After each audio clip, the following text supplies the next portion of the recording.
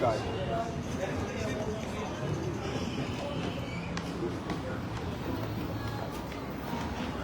Doctor.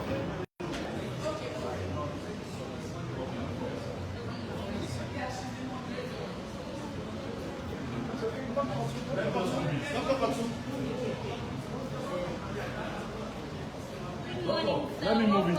Let me move it to this side.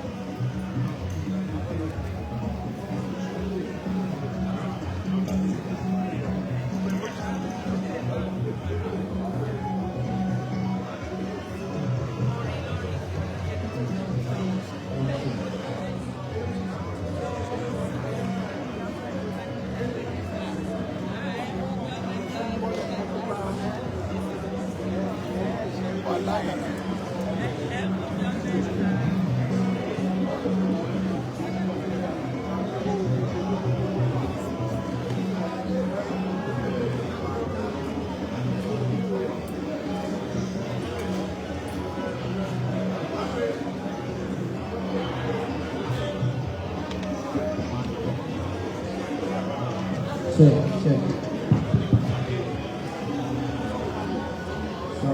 Sound good.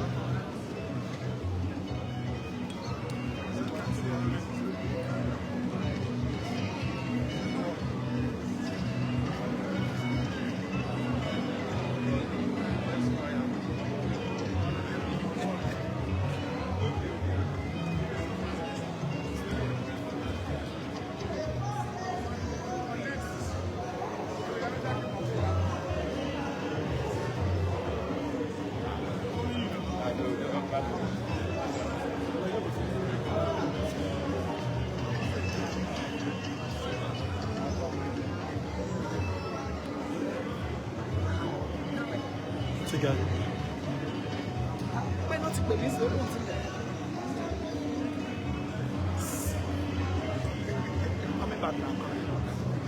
Sorry, Jan, again, man. Super.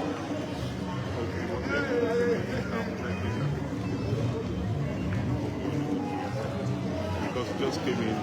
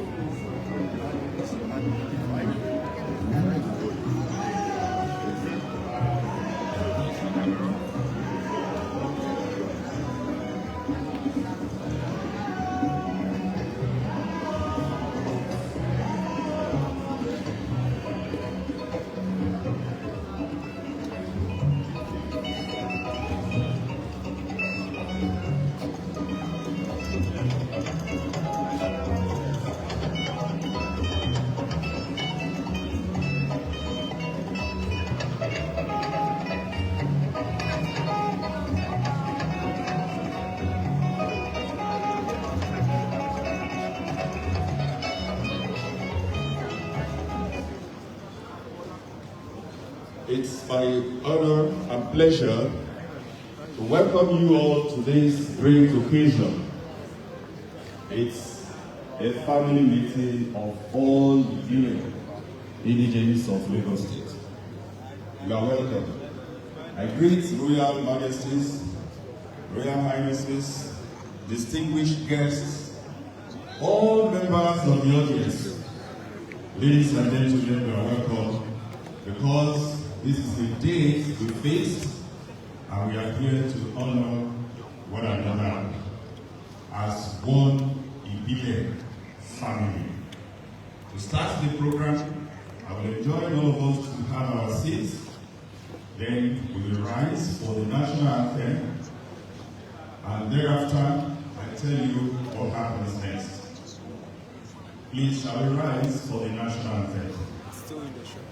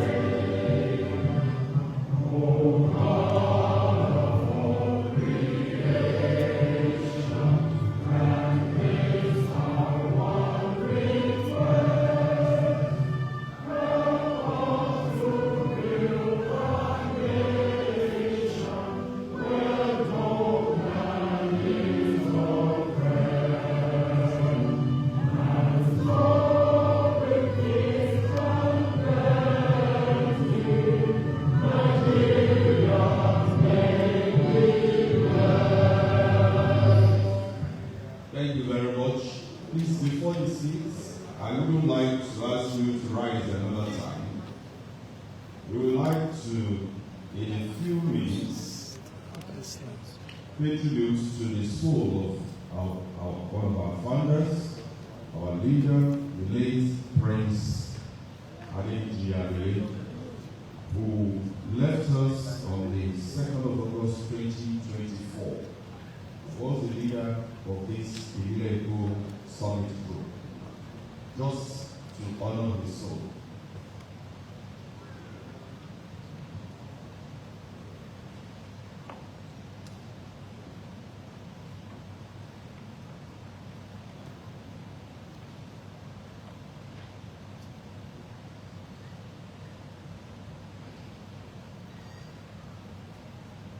May his soul rest in peace. Amen. Please be seated. Well, if you check the program, we have all activities lined up to ensure that today is the day we all go home fulfilled as indigenes of Lagos State. It's starting off with me. I am Professor Henry Munjo. You can simply call me Henry or call me Munjo. That's fine. I'm a foundation member of this Ibile Eko Summit Group. Let me quickly take you around why we have come up with this Ibile Eko Summit Group. It all started as a casual talk some years back, and the late Prince Akim Ibile was in the test with Professor Lawali Lawal, Professor Sonny Olasu, and many others, Professor Bashir Al-Mashal was in our midst. And I happened to stumble over their discussion, and in a few minutes we sowed a seed of bringing all Ibile groups together. And here you are. I can see that the seed has not just only germinated, but it's growing into a very huge tree. Our gathering here should be seen as a gathering of our family, a family that can be called Ibile Eko family. So, welcome to this family meeting. Well, when the Summit Group was created in February 24, 2021, that's about 4 years ago now, we then had the late Prince Akim Ibile as our leader. By his passing on the 2nd of August 2024, we gathered again, and in November 2024, we appointed Mr. Olasuko Shashore, SAN, to assume the role of the president. Please give him a big round of applause. Ever since the adoption of the office of the president, he has injected moves to lead us into actualizing our dreams. The formation of the group was this bold step, which has finally become a dream come true in the challenging endeavor of identifying the efforts to establish a formidable front that will anchor the Lagos State of our collective aspirations. If you agree with that statement, say aye. Aye. Yes. A formidable, our collective aspiration. We have to do that. And to do that, we set up 5 objectives. The objectives are to stop the dwindling opportunities available to us in the state at all levels and address the disparity in our shared heritage as indigenes. In our activities, we want to allow for the establishment of non-political platforms to engage in continuous dialogue with the Lagos State government and all the state's development, including infrastructure. We want to create a network of all current Ibile Eko organizations in Nigeria and in the diaspora to meet regularly with the primary goal of addressing the numerous obstacles that our beloved state is currently facing. Similarly, we want to address the apprehensions of all stakeholders in the Ibile divisions, enhance and empower the capabilities of women and youth throughout the state, restore the luster of our traditional institutions, ensure a pathway for the future development of our rapidly growing youth population. Then, from working and steering committees composed of indigenous professionals and volunteers from all levels of society to execute the summit's recommendations.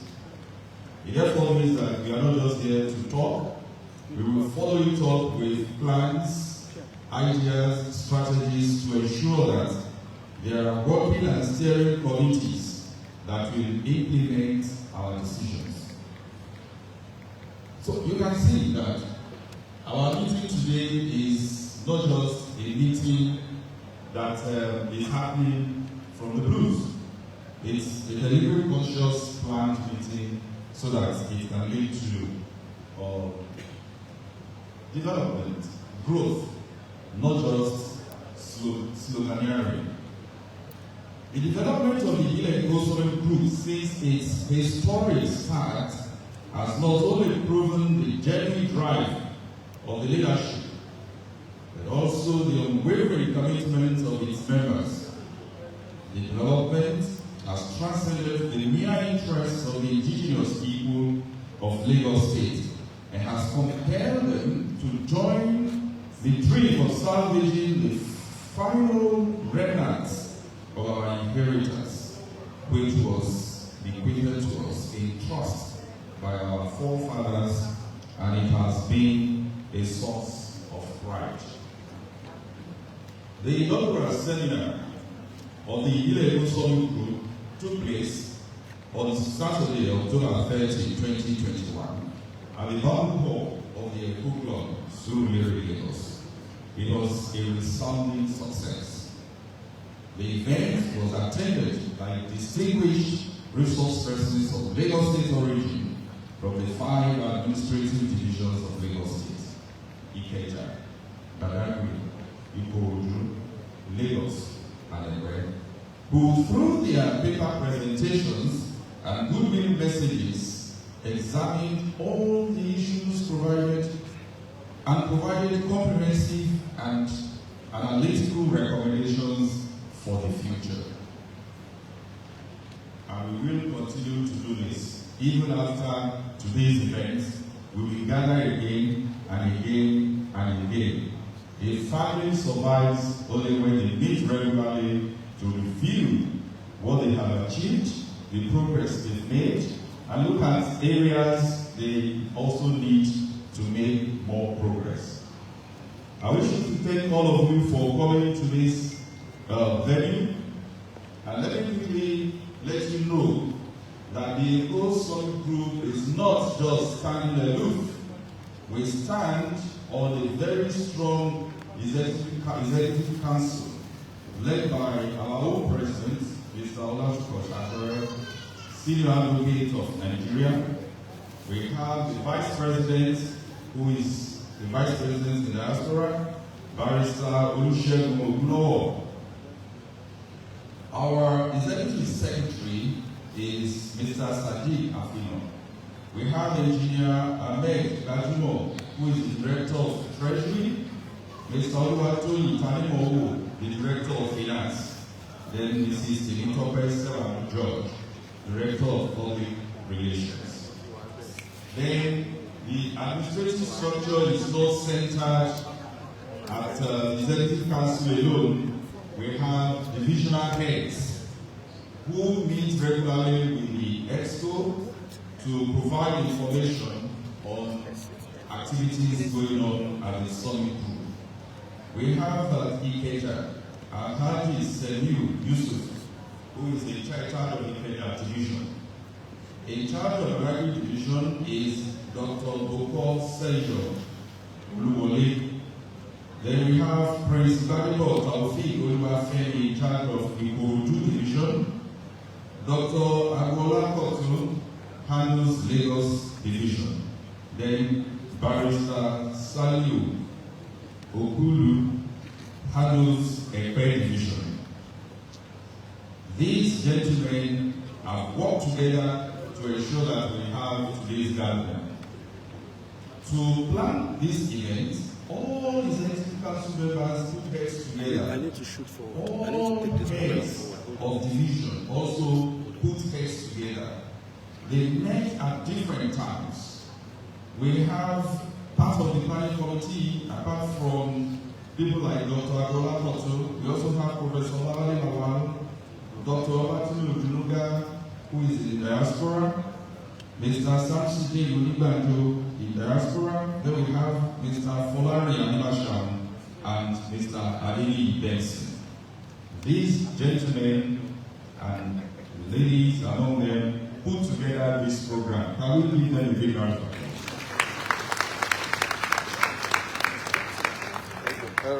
And it's not an empty program. If you check the brochure with you, we are going to listen to many wonderful sessions of discussions. There will be room for little reactions from the audience, but I want to let you know that apart from the panel discussion that will take some time, our panelists are getting ready. The panel of discussion will be moderated by my sister and colleague, our own Mrs. Maupe Ogun Yusuf. You are welcome to the audience. When it is time, I will invite her, and she's going to moderate the panel discussion.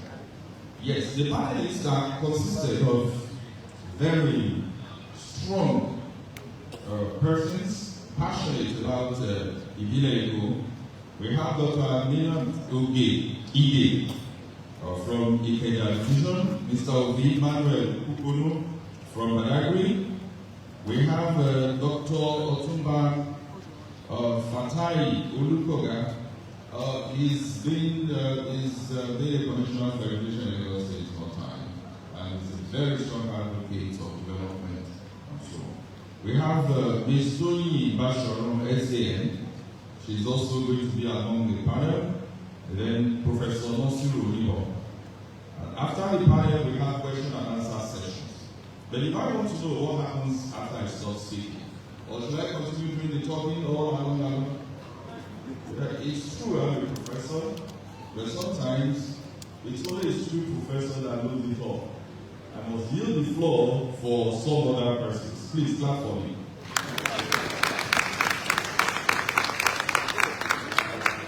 Honestly, what I've done is to associate you with what we do at the Ibile Summit Group. And I've also exposed to you what our objectives are. I've also told you how we arrive at today's event. Now I'm going to yield the floor for the person who should do the proper welcoming to do it. And it's no other person than our president, Mr. Olashuko Shafere. He is the senior advocate of Nigeria, a former commissioner for justice, Lagos State Attorney General. He is the giant in the legal practitioners corner of the world. Please give him a big round of applause as we welcome to the program. You can read about him on page 5 of the brochure. This is the brochure to be kept for posterity. You are welcome to this event. You're welcome, sir. Thank you very much, Bob.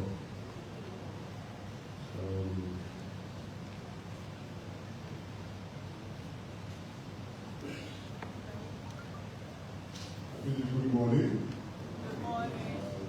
I know there should be several protocols at this but I will try my best to establish some. Nobody should hold me liable if I miss to say anything. But I must, first of all, welcome all of you distinguished who are often greeted last. I notice that when they start, they always start with I think first people I must welcome and recognize is every single person, every single one of you who has made time to come here today. So please, that's my first. I must also recognize the designated father of the day, Prince Ibile Eko.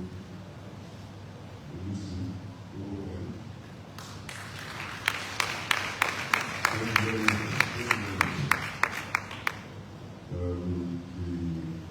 distinguished white cap chiefs representing the Maupe Ogun Yusuf.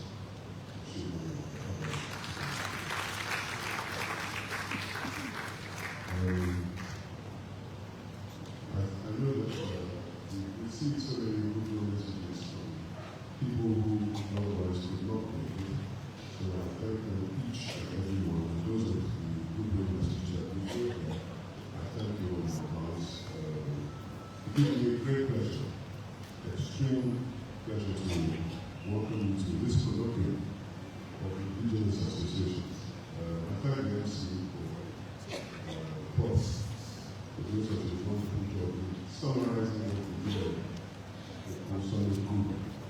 It's about, but today it's not just about Sunday Group, it's about all Indigenous associations across the state.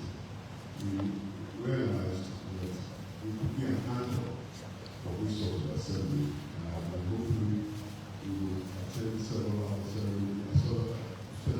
assemblies initiated by other associations. We realized that there were a number of associations that were pursuing laudable and wonderful work, celebrating our indigeneity and promoting Lagos interests across the state.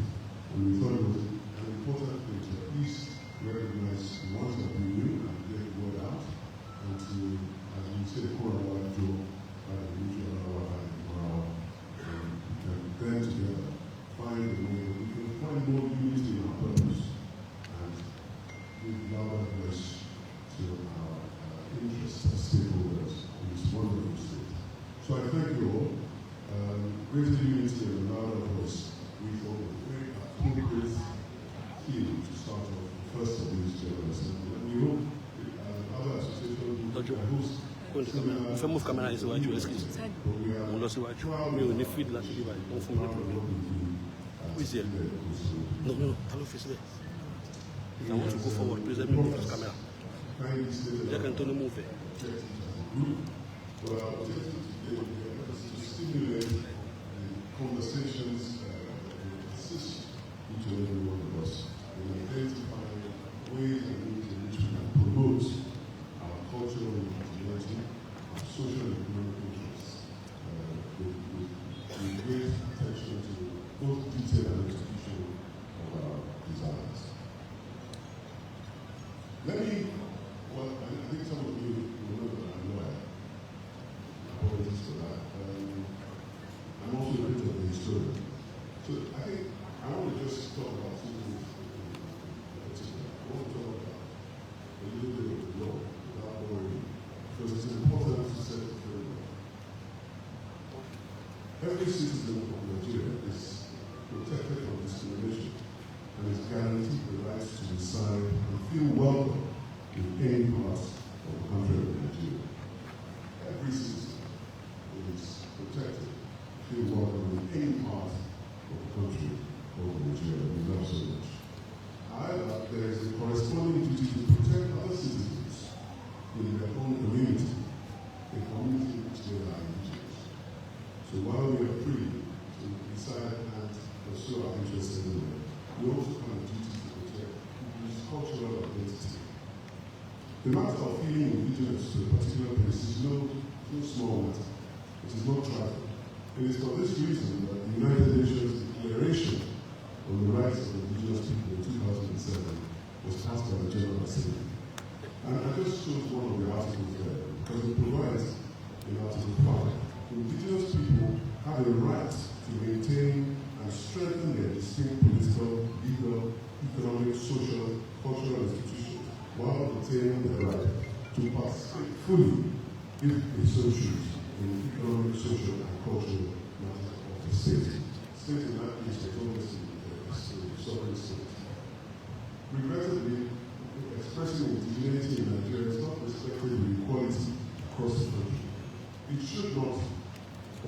any other system when such universal rights are expressed by indigenous people.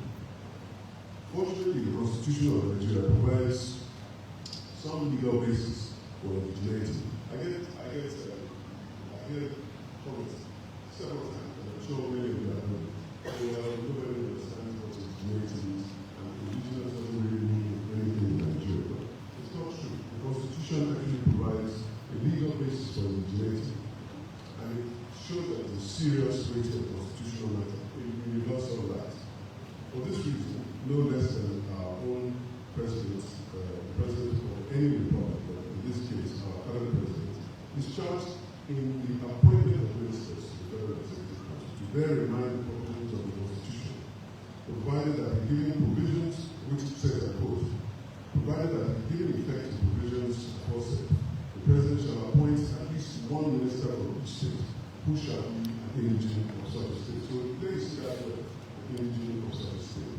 Meaning that the appointed person, you must appoint a person that belongs to a state.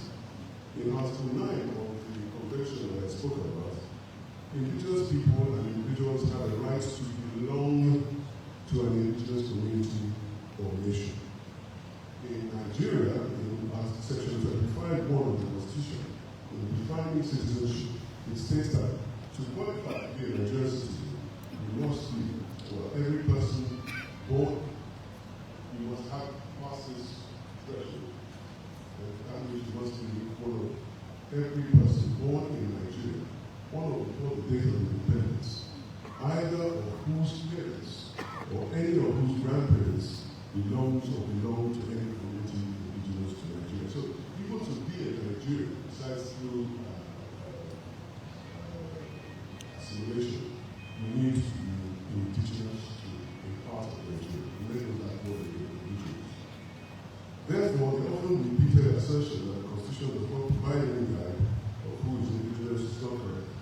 In Section 3181, in paragraph 6 of the Constitution, it is stated in the definition of belong. Belong to, or its grammatical expression when used with reference to a person in a state, refers to a person either of whose parents or any of whose grandparents was a member of the community indigenous to that state. So it's just that simple. So we should celebrate people because they're able to say, oh, my grandparents were indigenous to a part of a particular state.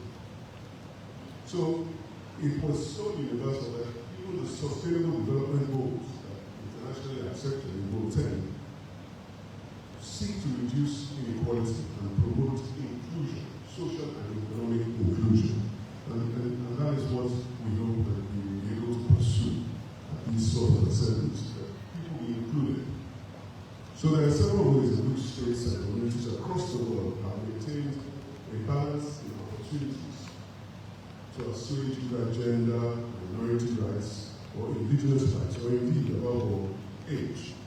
And one of such methods is affirmative action, or quota. And I'm particularly happy to point out that this is one of the such methods defined as a set of procedures designed to eliminate discrimination among stakeholders, remedy the results of such prior discrimination, and prevent such discrimination in the future. Applicants may, by seeking admission, for instance, to educational programs or looking for professional employment. And we are honored today to have the Honorable Commissioner representing Lagos State at the Federal Character Commission at this event. I look forward to his contribution. Please give him a round of applause.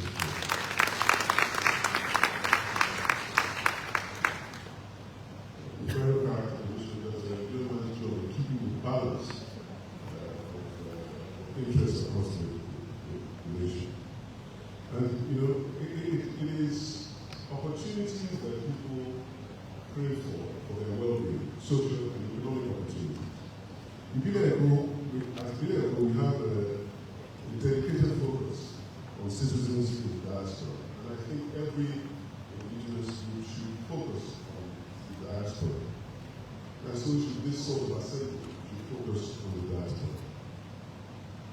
For instance, there is an unquantified, I don't know that there's a census, there's an unquantified number of Ibiles with affinity to or belonging to Lagos spread across the world. This is a great resource that can still be tapped to great benefit of the state. When you consider that the population of Ireland is about, that is Irish people on the island of Ireland, is about 6.9 million.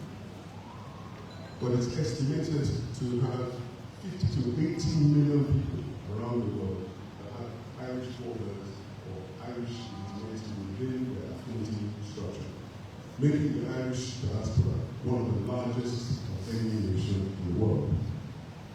And they use it to great benefit. It is a strategic and very resourceful economic powerhouse for Ireland and Ireland. And the same thing I must say is for the Lebanese. There are more Lebanese people living outside Lebanon, and they're a great resource in that nation. And I think the diaspora population of Lagos State is something that we should pay strong attention to and call for better involvement, because they will see platforms in which they can have contributions to the social and economic benefit of Lagos State. Ireland's diaspora strategy has been successful in attracting the Irish abroad to contribute to the country, and that's what I'm going to do. It has also helped to attract the affinity diaspora to work and live in Ireland, either physically or remotely. All said, in fostering unity, we must seek to exercise our indigenous rights and celebrate our community. Under the United Nations Convention on Constitutional Rights and just the dictates of decency and fair weather within our country.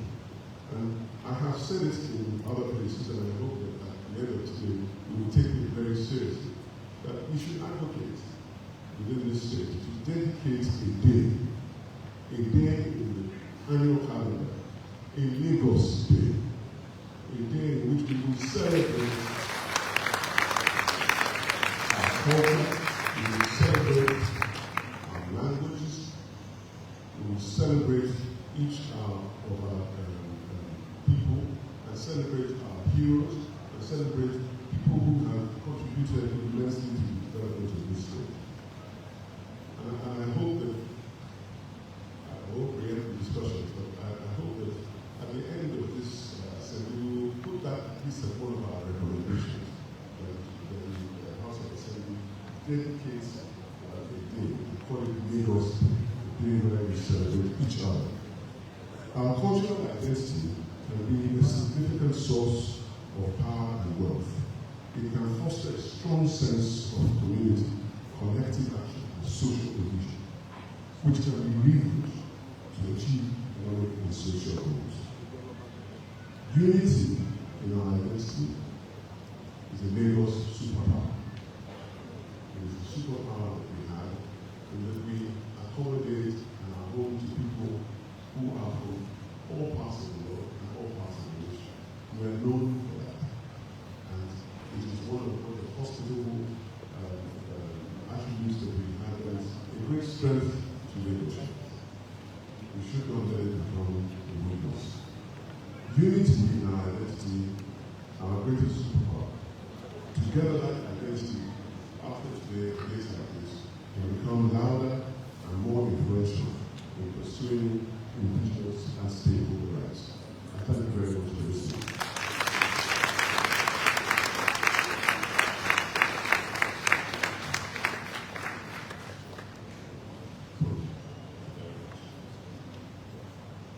You've just listened to our president and the call to action. We should have a Lagos Day where we celebrate our unity. One thing I quickly underlined in the speech: unity in our identity is a Lagos superpower. The theme of this colloquium, if you remember, greater unity in louder voice. Louder voice here is not about shouting into the microphone or speaking for someone else to hear you clearly. I'm sorry by record Arawa. Gẹ́gẹ́ bí ọmọ bíbí Ibile Eko. Have I spoken to you about it? Redo ní ti wẹ̀ yọ. Nínú ìwé ló bọ́. Gbogbo ló bọ́. Ilé ìtura ní ìdílé lọ́dọ̀ dídó yín. What I just said is that we have a story where we usually emphasize the unity of our existence. This will be extended now to all Ibile. You know, I have never seen anybody coming from any part of Lagos as an outsider. Professor Mudashiru here is my brother. Just very close. From any division, once I know you, recently a student from the Ikorodu division missed the indigenous interview time, the deadline, and he was crying. I said, "Why are you crying, young man?" He said, I was rushing to come down to meet the panel, but I failed. Then I asked, "From which division?" Ikorodu division. I said, "Okay, let's see if I can lend some weight and get it done." And it got done. Through various days and so on, he was attended to, he's in 300 level now in hospital, and that's a plus for us. That's the kind of the superpower we are talking about. So, Fidel Pe gave more, you know, ibi kíbi tá bá ti pàdé ara wa, ká yọ̀ mọ́ra wa, ká mọ̀ wípé ọmọ agboolé kan náà ni wá, ìbílẹ̀ Lagos. Ìbílẹ̀ Lagos ni ọba ẹnu nìkan. So mo kí gbogbo ẹ̀yin olórí wa, ẹ̀yin kábíyèsí, ẹ̀yin ìjòyè, mo kí gbogbo yìí o, ńlọrọ̀ àkọọ́lẹ́kọ̀ọ́, ìrẹ̀tò tagalẹ́kọ̀ọ́, ẹnu gámi kọ́lẹ́kọ̀ọ́ ńlọrọ̀. You are welcome to this colloquium. Now, I'm going to invite to the podium our father of the day, Prince Dr. Tajuddin Ulusi. He's been here. You see, one thing I know about him is that when it comes to attending to Lagos matters and so on, he doesn't worry about his age and so on. I was thinking he would not come here. I said, no, he's a very young man. He's doing a thing right now.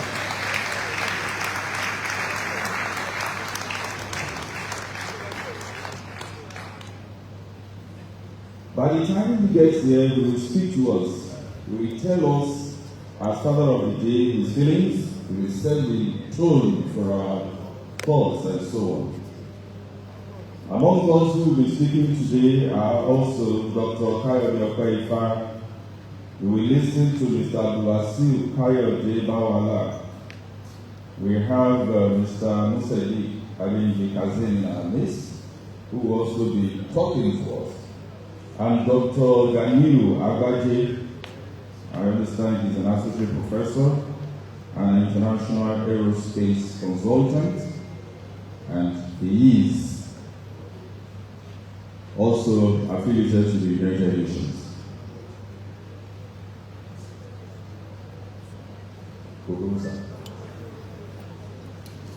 So let us listen to our Father of the Day now.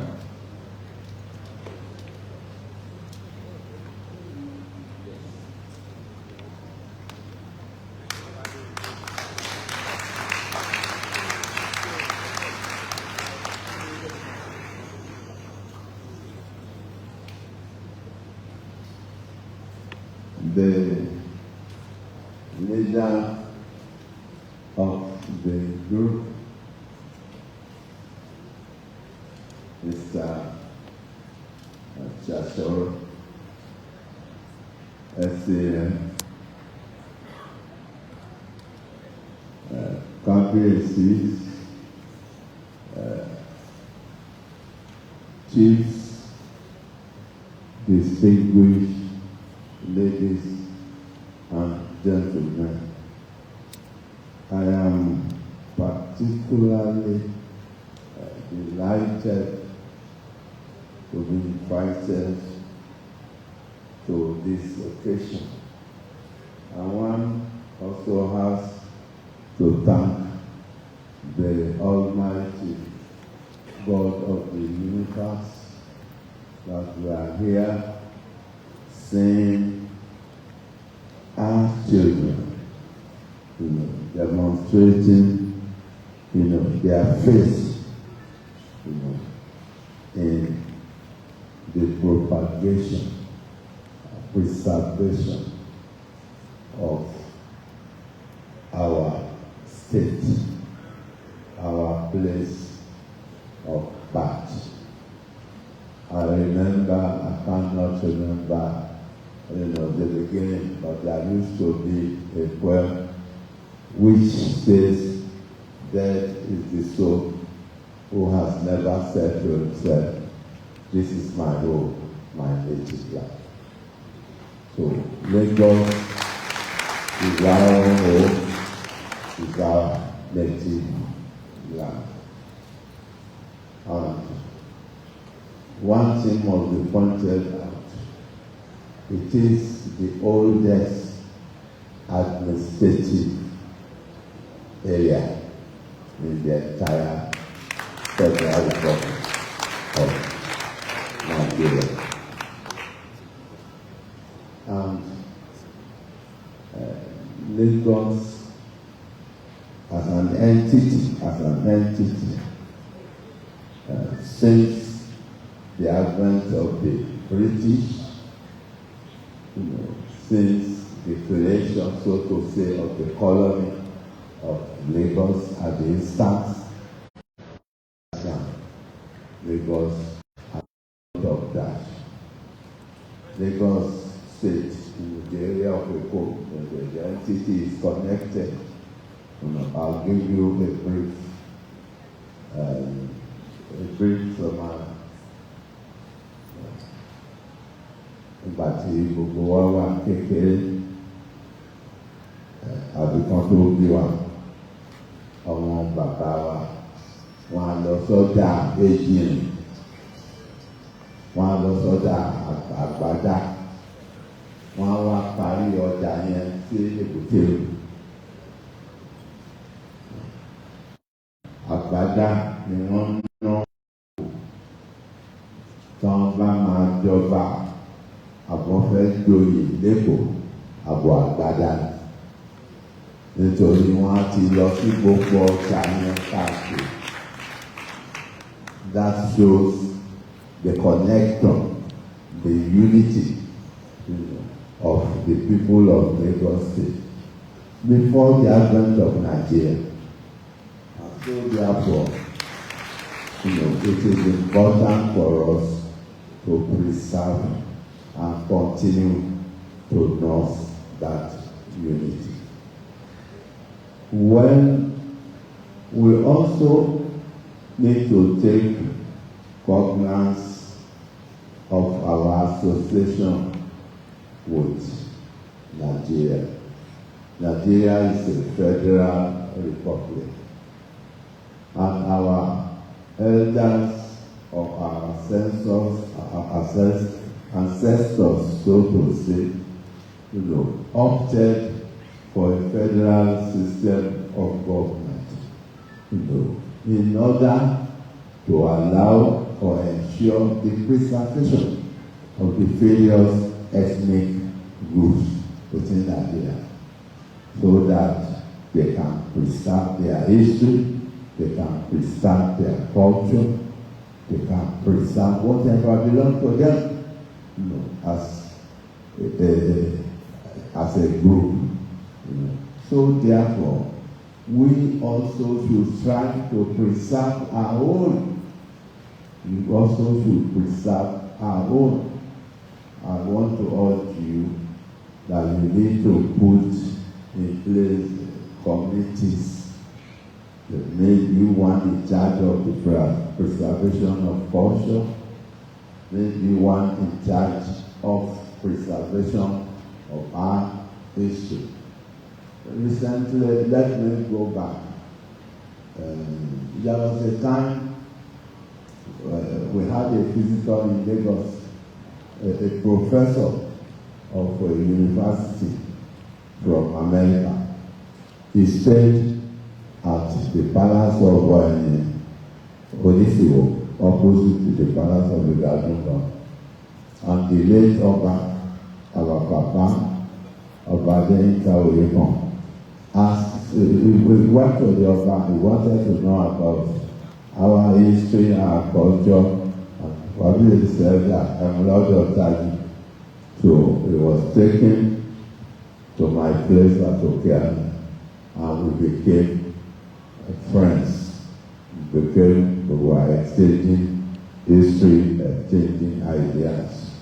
And it was that professor, and honestly I must confess that I have also been careless. That professor gave me photograph of a Buteru market that was taken in 18 something.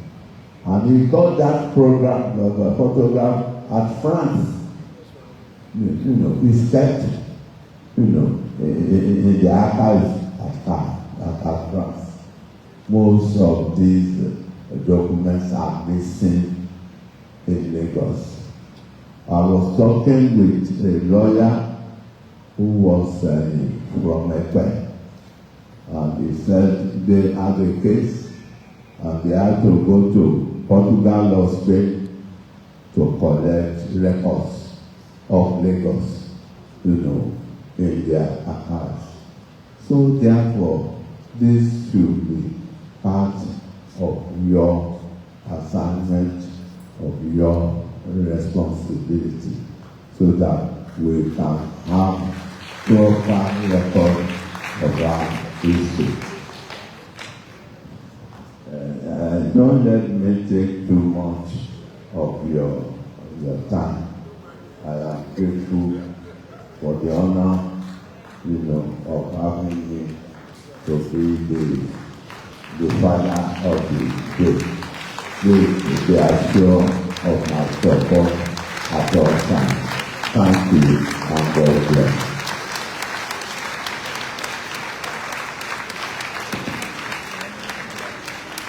Can we give a standing ovation for our father of the day? He is indeed a father. Remember how fathers used to tell us stories of ancient past? That's one thing he has done today, to show us how we all connect through trade, engineering, to Agada, back to Ibile. And you can also see the complicity of the waterways there, connecting all communities and so on. Please, let us thank Baba once again with a big round of applause.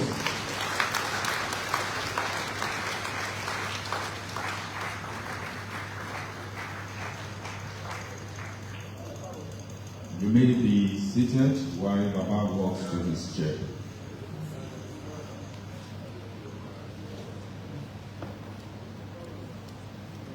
I'd like to invite Dr. Ibile Eko to the podium to take a seat in one of these seats behind me. And also, I have the pleasure to invite Mr. Abdulwasiu Kayode Bawala.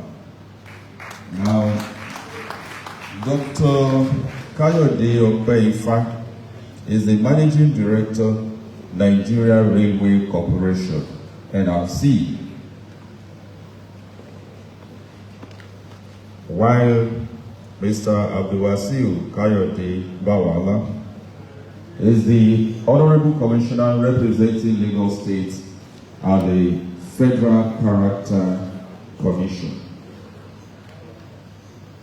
I'm inviting them here to the podium so that they can share the little time they have as our guest speakers to talk to us about the Lagos of our dreams.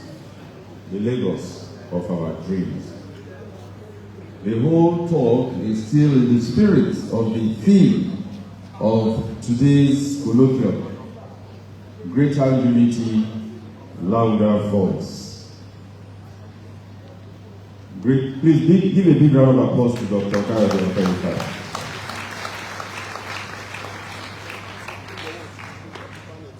I saw Mr. Abdulwasiu Kayode is also coming to the podium.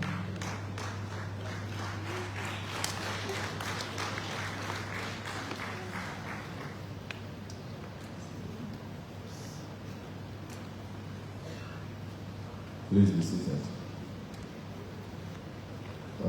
Dr. Okoye-Ifa, I think you're the first speaker here. All right. I already told you that Dr. Okoye-Ifa is the Managing Director, Nigerian Railway Corporation. He's an expert in transport. I know that he's not going to talk to us about Danfo. He's going to talk to us about the Lagos of our dreams.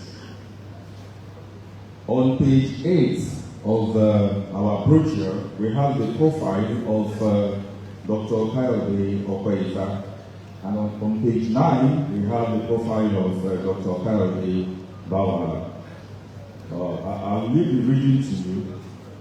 Then you can also read again and again and again to know that these gentlemen are not just the indigenes of Ibile Eko, but they have worked hard to build a strong profile on which our young people, including me, will stand to see the future of Lagos that we dream about.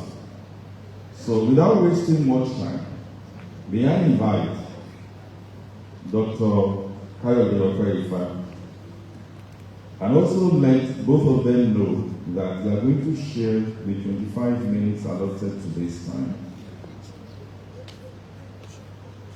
Dr. Okoye-Ifa, you will not take all the time. You share with me.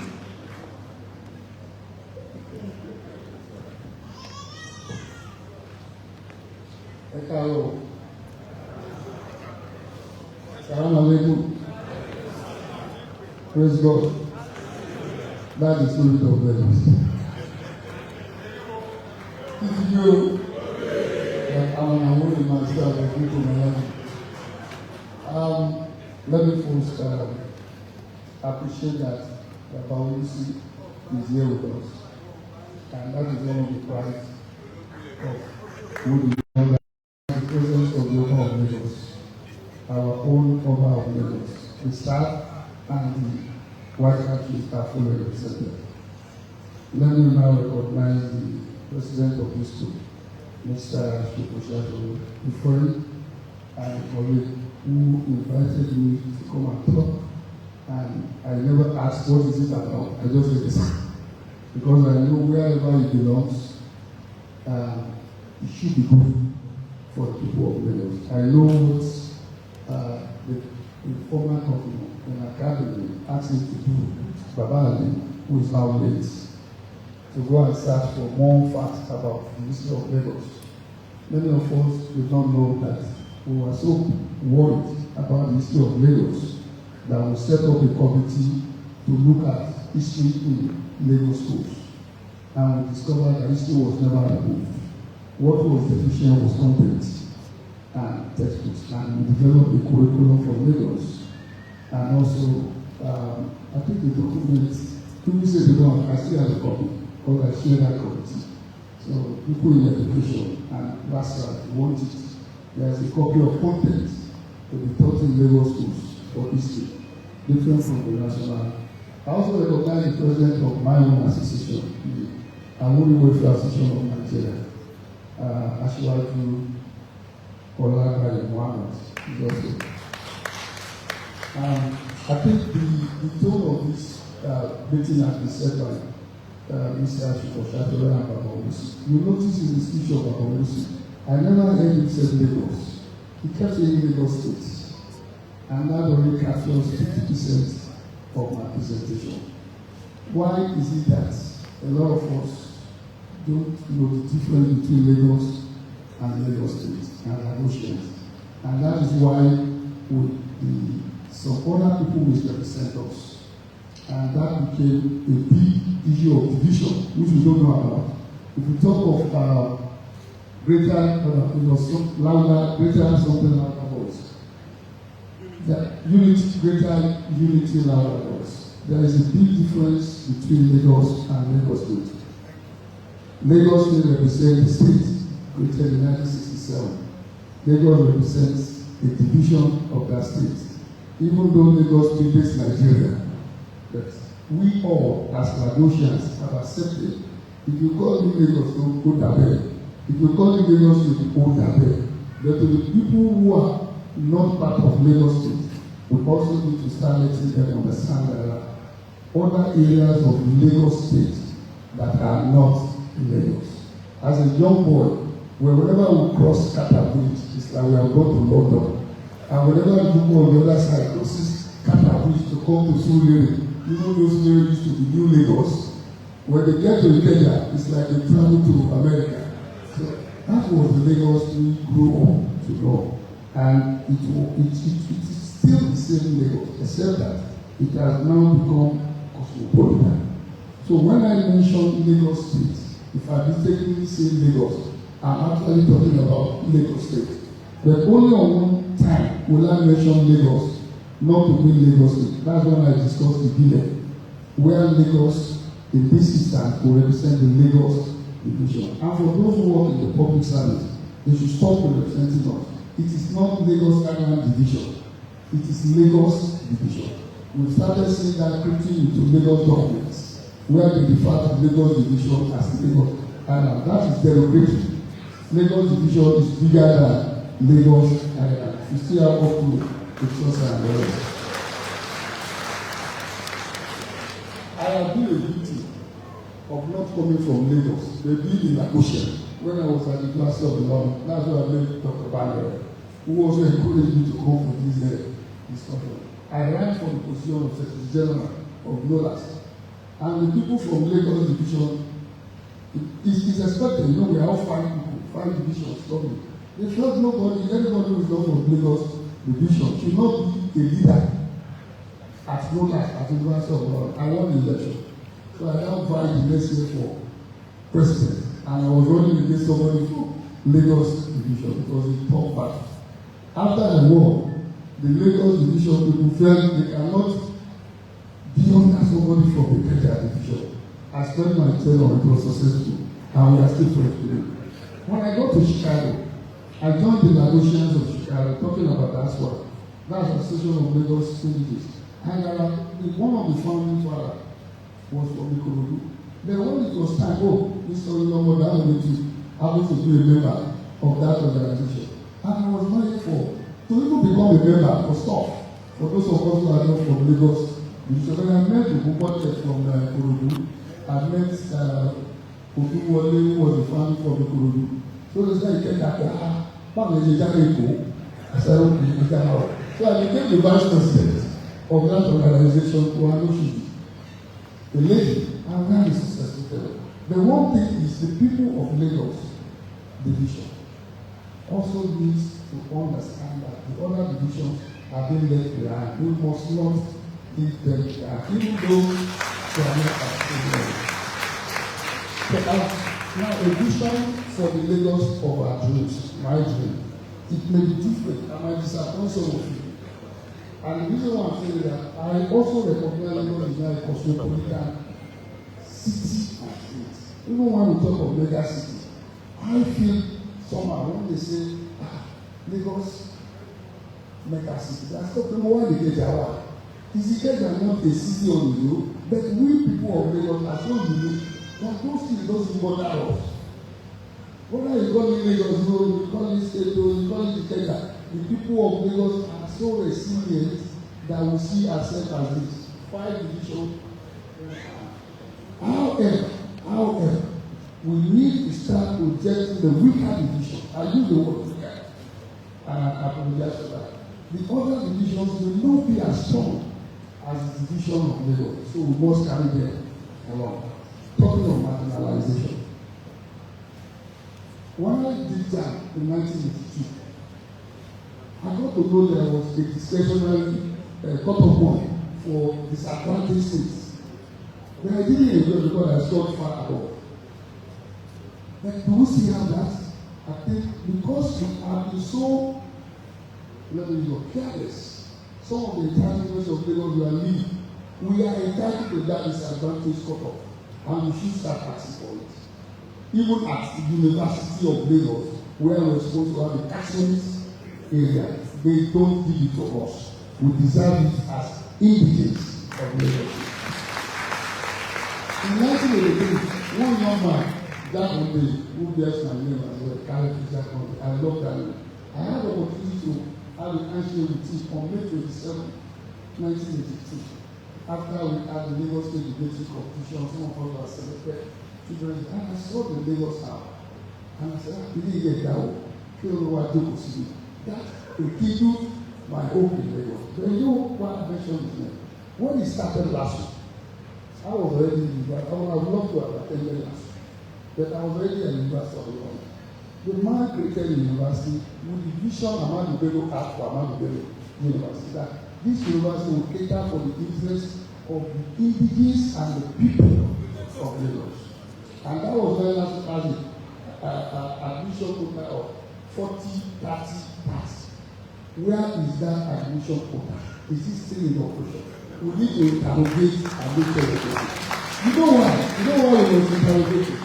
It is the reason why the entire announcer today, I don't have the data, but I can convince that 80% of the civil servants that are controlling announcer probably pass holders. That was the vision of Alhaji Latif, an indigene of Lagos. So we should not be disturbed if people bother whether we are talking of indigenous or not. It is because we were at a point disadvantaged that we are lucky today that the president of the Federal Republic of Nigeria is a Lagosian, does not mean we are still not disadvantaged. Everything in this country, Lagos has been number one. Economy, we are number one. Progress, we are number one. And we want to thank to those who founded this state. The Mobolaji, Johnson, the Adewale, the Babo Okulo, Alhaji Babolusi, Baba Fashiro, and the rest of them. You can see I'm counting mostly people from Lagos. Because that was the issue we were told. Then don't forget the guys of Babo Kwefa, Babo Rilofe, Babo Deyale. Those are the ones from the Federal Division. Then in the Ibile, you have the Accra. I don't know many of them. We must start to recognize them. By the way, in the next 2 years, 2 years from now, Lagos will be 6. It's another opportunity for us to correct the errors of Lagos at peace. As Lagosians, we all know there are too many errors in that organization. I had to speak, I'm no longer following it. After listening to Baba Ogusi and Mr. Chukwuka, I also want to persist here that we must recognize we are no longer the old Lagos. Lagos is there because we commit our sins. We don't have the data. But people say there are more non-indigenous Lagosians. There is no big deal about that. The simple fact is that indigenous people deserve the rights and some privileges. Those rights and privileges, there is no point not asking for it. That was there. The United Nations recognizes it. I stayed in Chicago for 10 years, and I know they have Irish community, they have Polish community, they have Russian community, they have Jewish community, and each community strives for its own interest. And when they go for election, believe me, in Chicago, it's the Irish versus the Jews and the blacks. And that's the way they are not ashamed of it. So there's no big deal about indigenous coming out to ask for what belongs or what should be their right or privilege. Some of those rights is land, right to land and ancestral ownership. We must not lose focus. All this possible land, give credit to the Baba Okuno and the rest, Baba Lucy, who fought a lot of these legal cases and championed the possible land, all these things, the federal government, the total law, and whatever not the code. We must continue to fight this. Omi yẹlu jẹ káàdì olókè, omi òkun, omi ọ̀sà ló separate wa from the other people, and that is the source of our prosperity. Any attempt to take it away from us, we must use all that is within us to ask for it. It is not fighting anything. The right to economic empowerment, people deserve to be specially taken care of. Because we are disadvantaged people. By all standards, everybody has come down here. We must accept people. We must not discriminate. Not even among ourselves. I started this kind of discrimination against me because I'm not from Lagos Division. So why are we not complaining about other people? Our funeral, we are discriminating against ourselves. We need to come together. This is the time. I start speaking with one person. I'm going to thank Mr. Shadore and his group. And this group for putting up programs like this. And maybe I think we need to reach out to other organizations, especially to do affairs, Badagry and Kenya. Lagos Island, you are far ahead of others. Good, but you can't leave any child behind. The right to traditional leadership and governance. A lot of people should not be covered or whatever. They are now aspiring for it, not indigenous areas. I think we should be cautious of that. It is creeping in gradually. The right to cultural preservation. Our cultural heritage is going. Currently, many of us are where they're shooting a sugar and they are looking for buildings to use. I think I saw the Kosoko of Lagos, Babolo Ikaluji. And I saw them on the railway compound. And when I got to myself, take all the compound, use it. No one came to railway, that's where they found some of the old buildings. All the ones in Yaba, the Brazilian contract, the Brazilian architecture, as you know, they are gone. We need to cautiously show interest. I know during Fatola tenure, a law was enacted to preserve our heritage. I struggled to take my young daughter to the Kosoko Palace and I think I spoke to Babulu to help me arrange it. We couldn't make it. Our children abroad are crying to see our heritage. Yet we are throwing them away. My daughter just sent me a picture of the Nigerian artist at a museum she went to in Iowa. I don't know museum now. Where is our museum? If you take a number from somewhere else to go to our museum and make a statement to disparage us right after visiting our own museum, it is because we have not shown much. So we need to preserve our heritage, our Edo-Masquerade. I'm careful to mention it because I know you refer to very well. You know, I only one. The one like our holy the Edo Festival, when we do it, Kabesi of Akelu will tell us that those of us in diaspora, we are doing Kareta, we are not doing Edo. And we need to let our children know what Edo is all about. I'm happy there is another one to be often. How often do we have this? In my own place in Agege, when we do a Gungun, they just reach Omida Agege 4 months. Agege has started 4 months. All will follow 4 months. So throughout the year, we have a Gungun festival. Believe me, it is more celebrated than Leah. It is more celebrated than Christmas. For the people on that side, I know the same thing for. I watched the last session of Lagos Island on YouTube. I was shocked. People that I thought would not come out openly, they came out. Now we have to say, they will thank our governor for making that possible for us. I don't believe in I'm a Christian. I decant, and that is Baba Junior Fulani. He took my father's country. So I still respect all these heritages and right to preserve them. Right to social inclusion and identity recognition. I think we need to do more. I don't want to talk anything that has to do with politics, and I want to stay out of politics because politics will divide us. But we must, as a people, appreciate that when we talk about opportunities, we must make sure we fight as a people to make sure that all the divisions are equally represented in whatever. And we must commend, I am a member of the APC, so I must commend the leadership of our party because that is always recognized. Some privileges I mentioned here is employment. Our children will be given priority in employment. And we know in Lagos State it is being done. I'm not too sure any longer. But if it is not being done, we need to. It is a right beyond the privilege. They say if you want to employ those places, you should do the catchment. Because how many of our people are, let me say, MPA, that is situated on the land of the Papa Oluwa family? The Nigerian system believes, I think 70% of the genus that will come from the indigenous community. So whatever we deserve, I don't think we're having too much, and we're in a better position. Yeah, we have some issues. We are not that rich.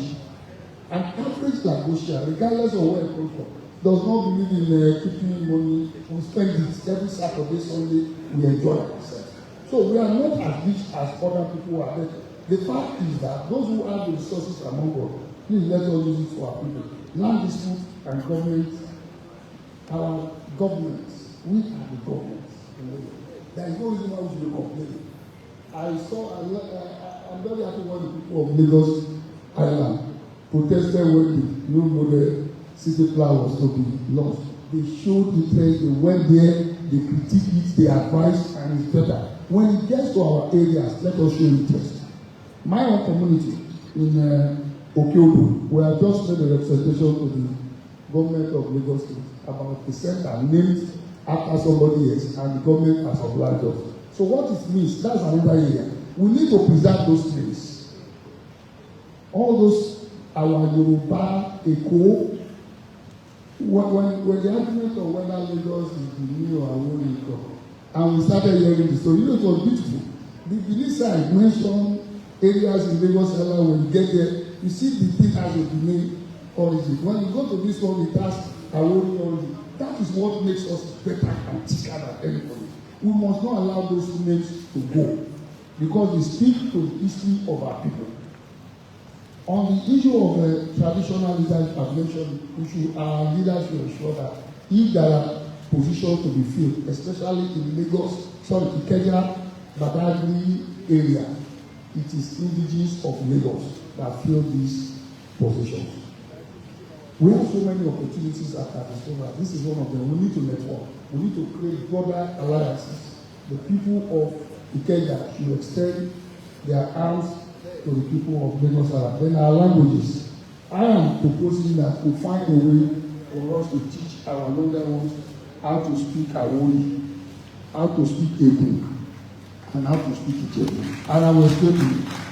Babolusi is probably the oldest person here. I know of some people I've met in the course of my life who told me until they went to Ahmadiyya College in Agege and Sakatinu, they never know that the language that was common in Lagos Island was a language the people of Agege were speaking. That's their only language. And one of them told me, if there is anybody, as maybe as of now, is 80 years old, he doesn't speak Yoruba, he's probably speaking Awori. Because that was the prevailing language on the Lagos Island. Now today, you know, when they were born someone, I want to say, so there's nothing wrong in finding a way to bring this up. I also, one time in Chicago, we were having a man from Lagos Island told me the man reading the arrow at mobile, and the Wasiu musician playing. Well, I'm not saying the right thing. I said, what is wrong? Only arrow near Omo làwọn máa fi ń pè ẹ̀wọ̀n làwọn máa fi kọ́ òun ṣe nǹkan tí màá yẹn sọ lóko rẹ̀. He could only say that because when he was growing up, the language was spoken. I want to mention that when they say who are the people of Lagos, in my own recollection of what I've read passed to me by my dad through books. My father was so interested in Lagos and history of Lagos. I saw where they said the Ekos, the Aworis, the Benis, the Jebus and the Sarus, all these things. We must not allow any one of them to fall. Yeah. When they refer to the Jebu, I'm not talking of Ogun State. We are talking of the Jebu, the Kurudu, and Amorawa. And the Jebu. Now, the Lagos State of our dreams, or should I say my own dream, indigenous people are protected. The traditional rulers play an active role in governance. Economic opportunity benefits both native and settlers. We must not discriminate against people who have come to join us in developing our prosperity. Eko are prosperous. When I say Eko now, you see, they say, come out with our name.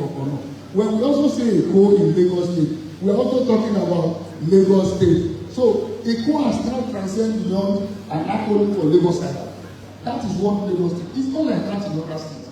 If you call yourself back and Ijebu different people, it is we are the only ones, probably the Hausa, the Fulani, Agos, but Lagos is Nigeria beyond Nigeria.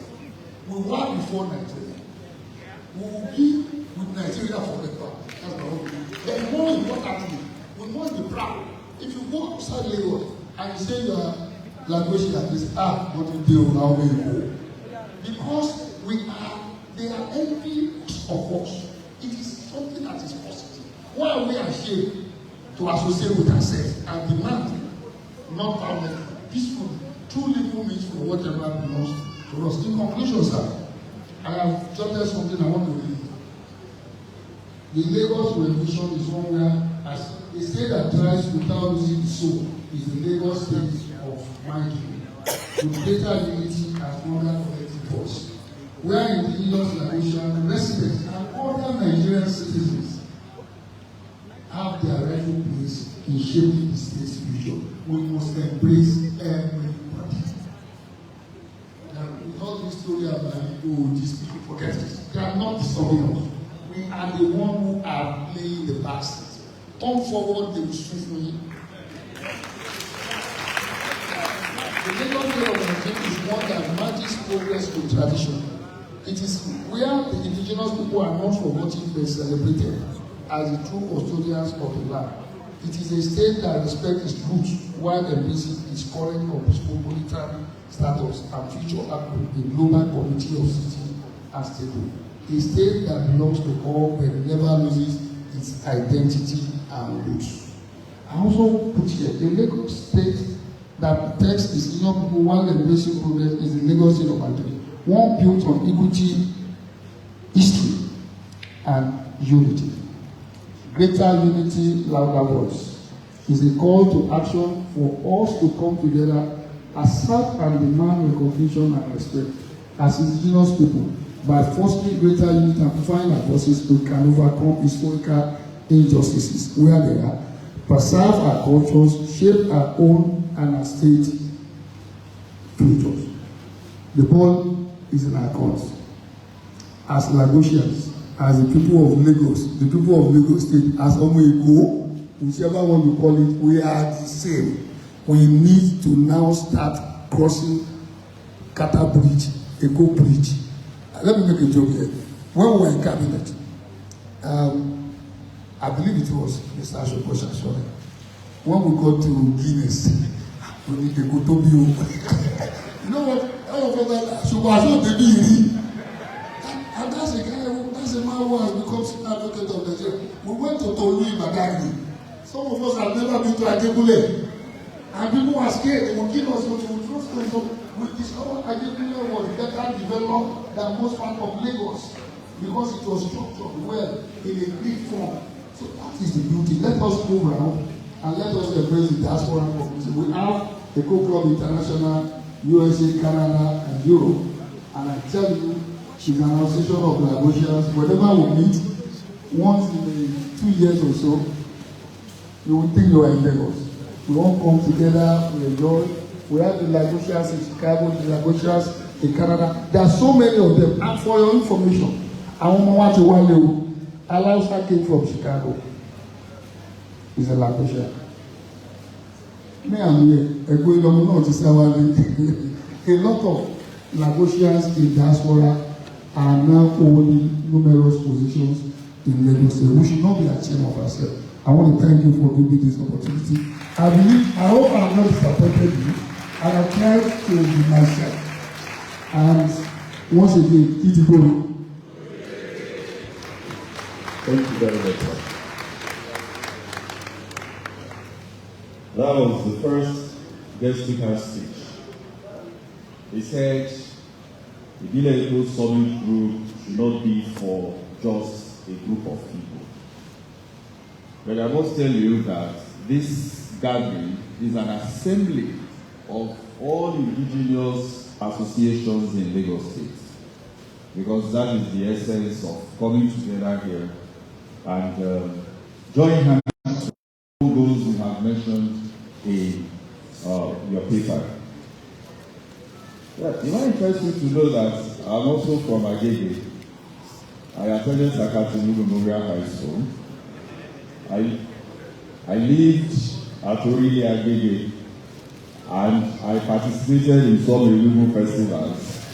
Along when the Alayide of Agege, Oriri Agege was Kabiyesi of Oriri Agege of Komalafe. So if Badagry is not home, Agege is home. And if Agege is not home, Lafiagi is home. Is home to me. Thank you very much, sir. This program is being streamed on Ibile Eko Summit on Facebook. You can search and join, and the admin will quickly add you to the group right away, so that you can participate in activities of this event and many other events on Facebook. You can also meet the media person in charge of the Facebook group for interviews, for interactions, and so on. Now, I can see that some movements are going on, bringing some noise from the audience. Lunch is being served, but that should not stop the banquet going on over here. Have you been making jottings as speakers when they are speaking? There is going to be a test after these discussions. I'm a teacher and I believe in evaluation. It's not to scare you, but to help you know if you understand what has been being discussed. The next speaker is Mr. Abdulwasiu Kayode Bawala. He is the Honorable Commissioner representing Lagos State as the Federal Character Commission. Your turn, sir. Thank you. Ekason.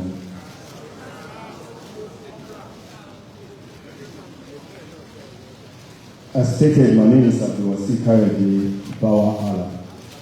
You have all sent me to Federal Character Commission to represent your interests. But let me begin by standing on the established protocol. While standing on that, I must recognize Babolusi. A special recognition for this father who has, at young age, committed himself to the service of this state. From councillor to House of Rep to now today, still here standing and encouraging we the young ones. Please help me give him additional round of applause. I recognize my father, Oba of Lagos, and from him to all the white cap chiefs here present.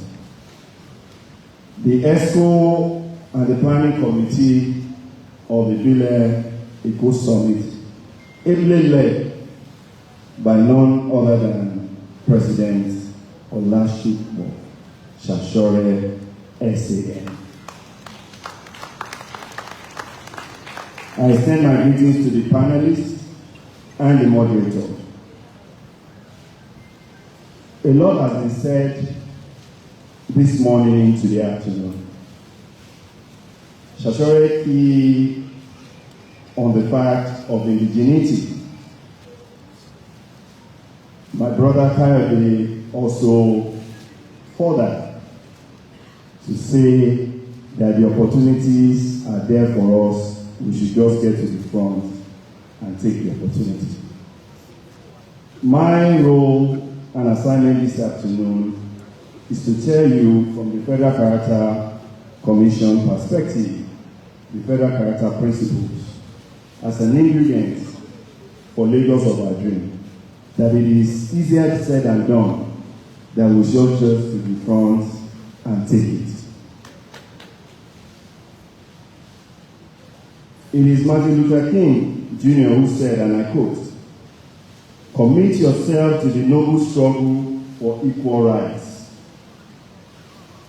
In doing that, you will make a greater person of yourself, a greater nation of your country, and a final world to live in."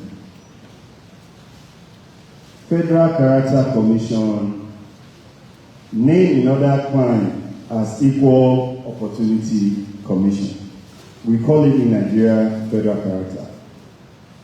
Its all intent is to ensure the protection of our rights, the rights of the minorities, and of course, guarantee a sense of belonging for all of us.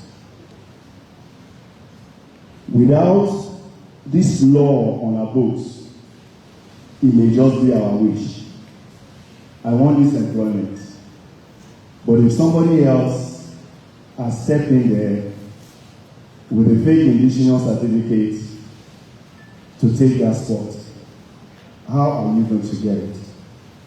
There's no other tool in our constitution today that gives you the rights of power to take it, but the federal character principles. In defining and making sure that the rights of indigenous people are protected, it defines indigenship. Thus,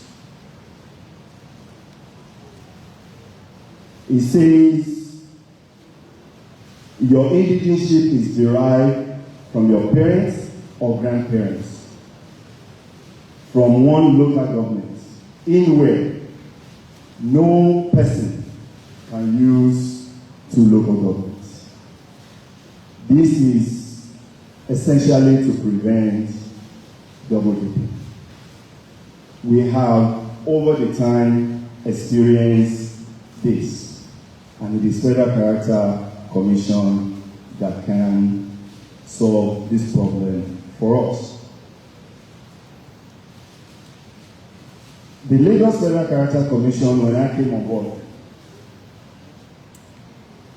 were very challenged in that the MPs in Lagos, when you think of the MASA, MPA, and the rest, level 1 to 6, which should be drivers, low-level workers. Of the almost 10,000 employed in Lagos, less than 1,000 are indigenous of Lagos State. An area where it should be by the law of 75% catchment area. We have over the years engaged with these agencies, including Roots, Unilag, and the rest. And over the years, the number has increased. We do face some challenges, which lead me to the responsibilities for us. At times, our words don't apply. If your words don't apply, the job will not be brought to them in their homes. We must encourage our children to apply for government jobs. Yes, some of the government jobs don't pay as much as the private. But the resources of Nigeria and what will make Lagos of our dream possible is in the hands of the government. So we must encourage our wards to apply. We must also join the state government and Federal Character Commission to stop and block imposters. Over the last 4 years, almost every general employment of the police, army, navy, the air force that I've gone to, we have stopped nothing less than 20 to 30% of those applicants who brought indigenous certificates.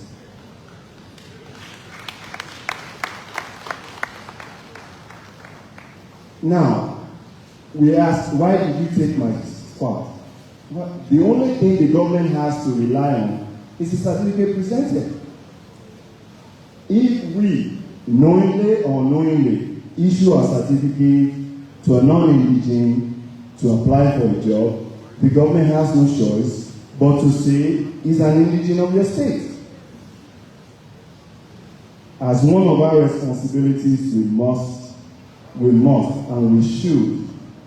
Some are even so bold to have forged the one of Oba of Lagos and presented at events.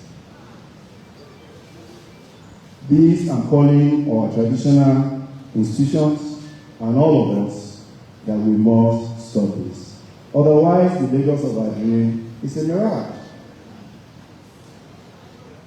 We also have the right to petition and be a whistleblower in where we see that marginalization is happening. This freedom of information is a tool.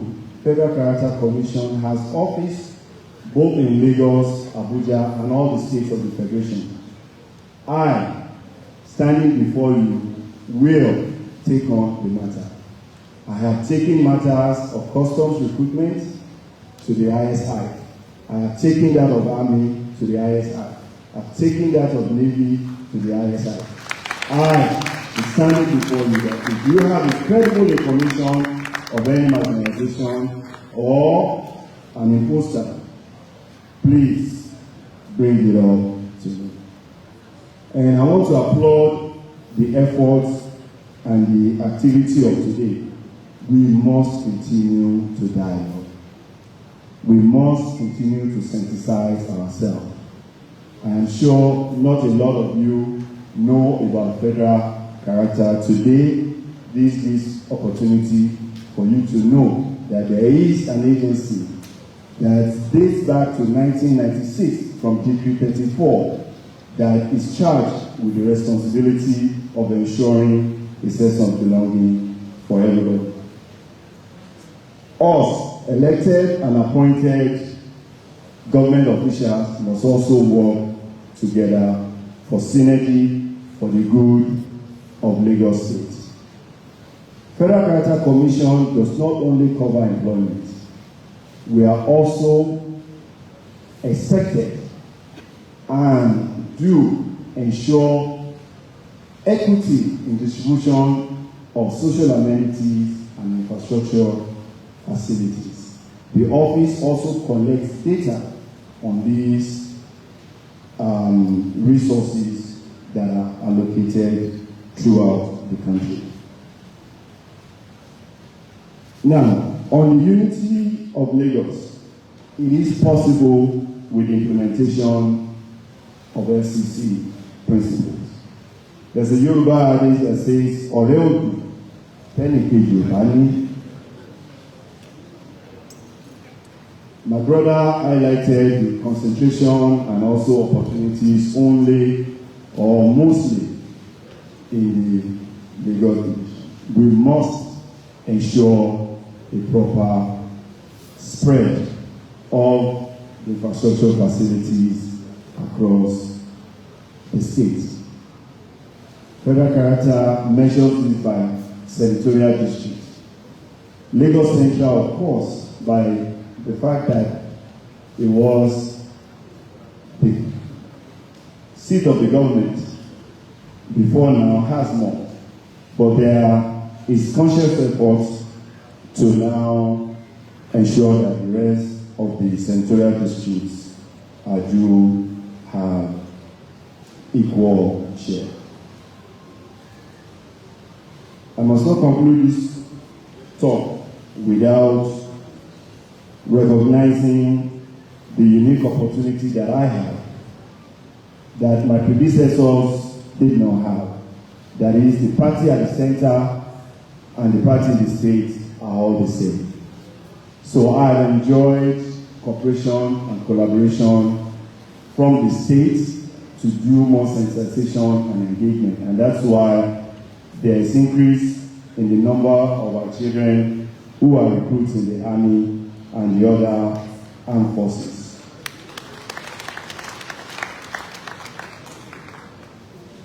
I appreciate the opportunity to speak before you, my fathers, uncle, brothers, sisters, and well-wishers of a greater Lagos. Ibile Eko, àjùmọ̀ṣe ni o.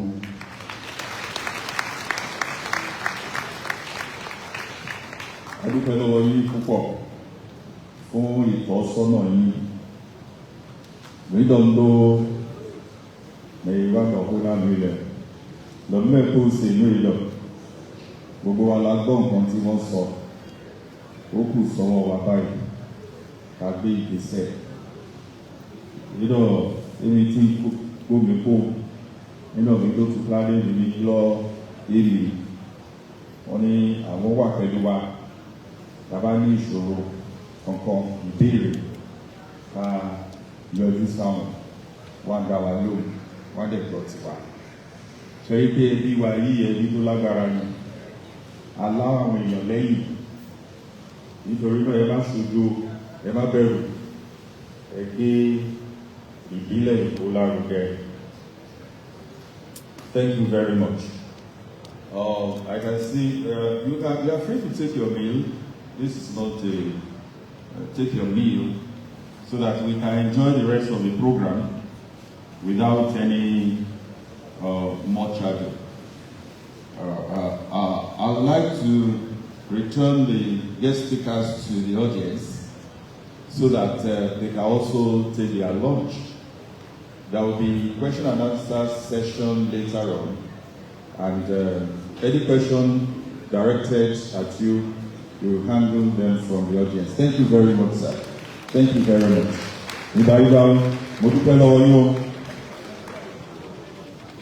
Yes.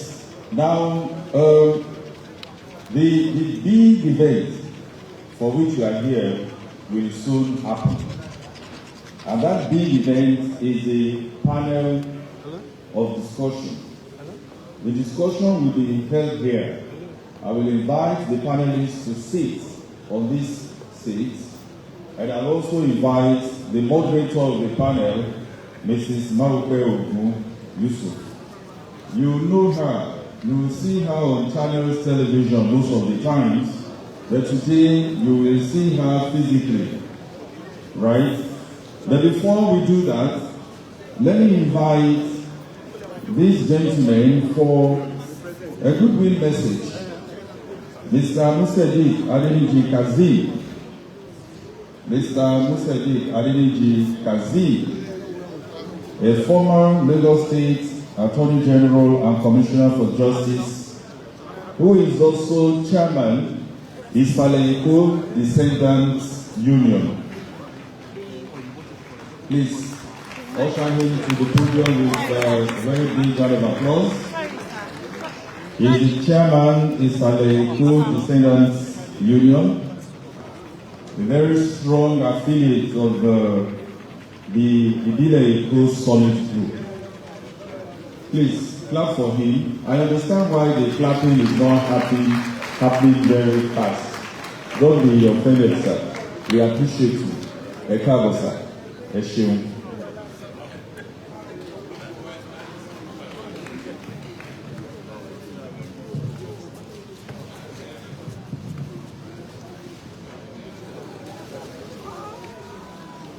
Ẹ káàsán gbogbo ilé o, mo kí yín o. Good afternoon, ladies and gentlemen. As I've been introduced, my name is Adeniji Kazi SAN. I'm chairman of the Ibile Eko Descendants Union. I'm a proud Lagosian.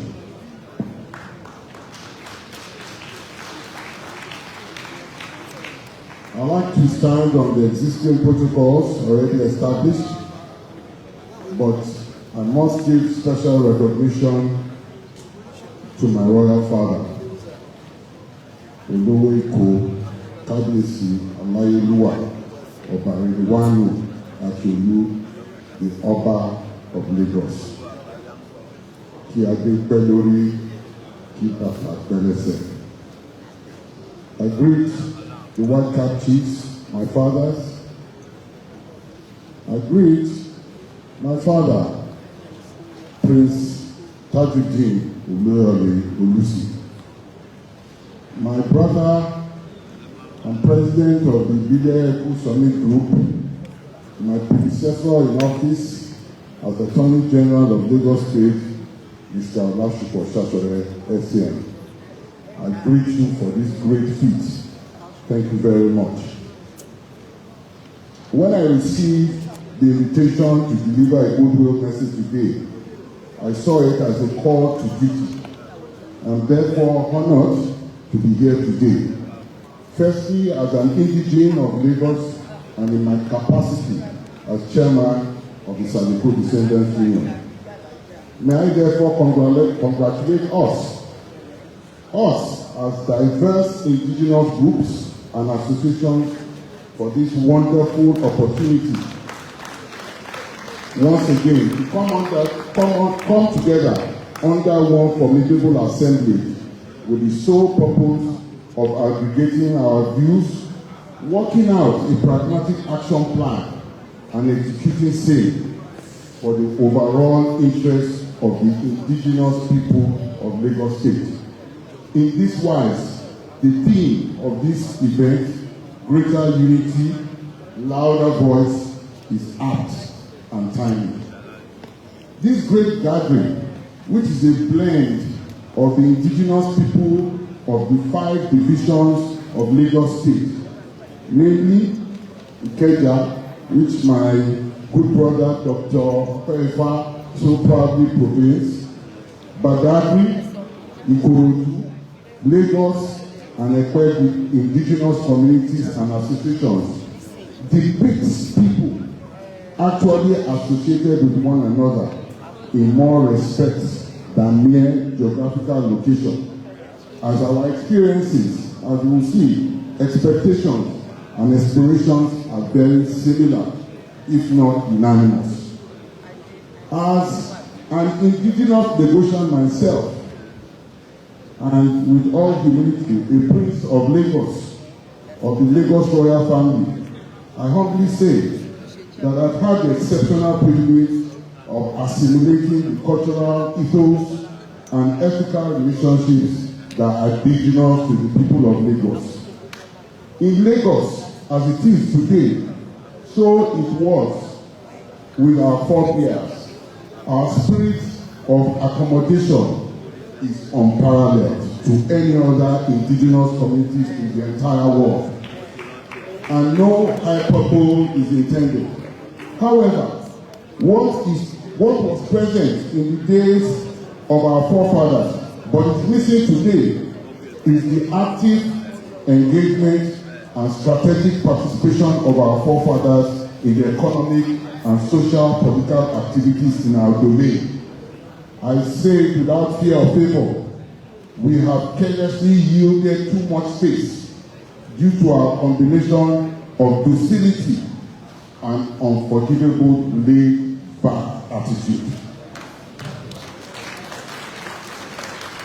At no time were our forefathers docile, uninterested, or totally disengaged in the affairs of their land.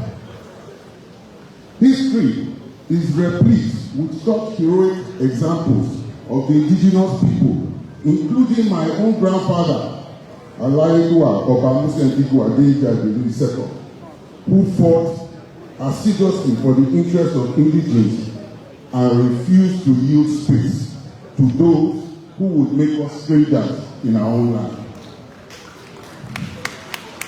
It is this call for economic and socio-political awareness and proactive participation in all affairs of our state that is the fulcrum of my message today.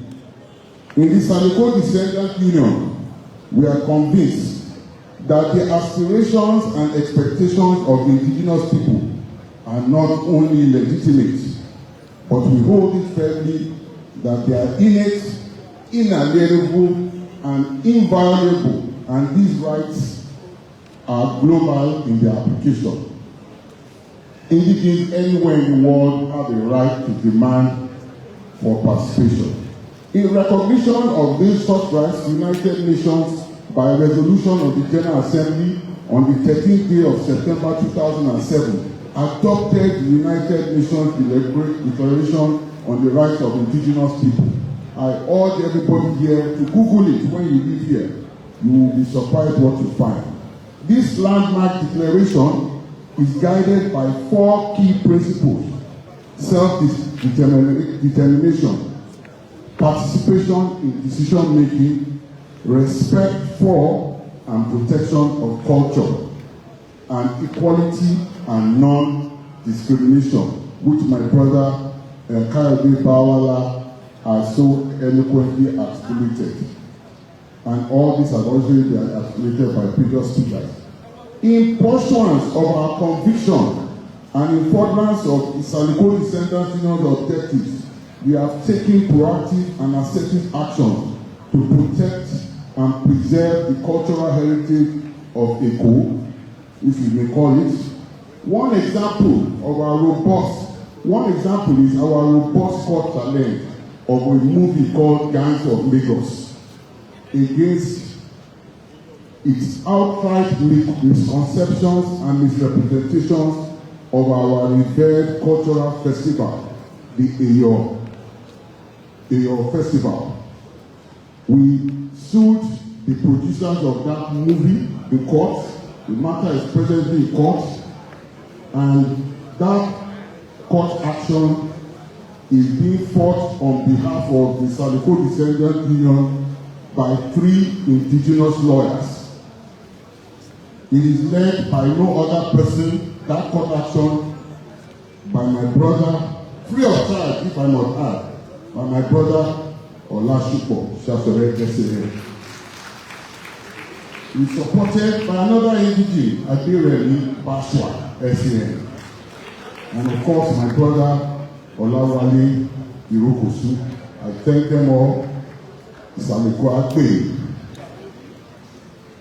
I must also thank His Excellency Babajide Sanwo-Olu,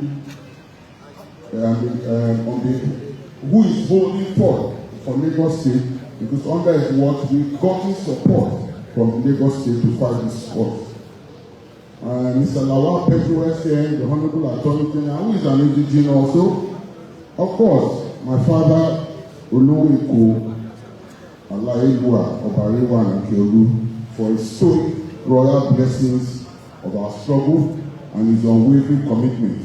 And of course, other prominent sons and daughters for their altruistic stand in support of Isaliko Descendants Union challenge in this respect. The chapter on this matter is not closed yet, but we will get resolution very soon. My brethren, we must realize that no community of people progresses on mere wishful demand. Rather, historical testaments are that such recognition, preservation, and protection of indigenous rights, as innate and inalienable as they are only realized by mature, focused, and strategic participation, alignment, and engagement in politics of our land. The politicians among us know what I'm talking about, in particular, and all other aspects of our existence. You must be strategic if you want to gain participation and gain power. We must be strategic in our agitation for greater participation in our affairs and be prepared to blow hot, I say, and cold when the circumstances demand.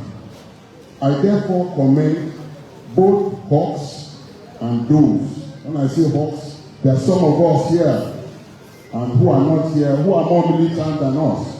And some of us believe in more strategic engagement. So I thank them, the hawks and the doves, amongst us for the struggle and wins. And we have won. We have made some wins in recent times. We observe that we are getting a bit more greater participation in our government, but it's not enough. Please do not give up. As they say, no grief for anybody.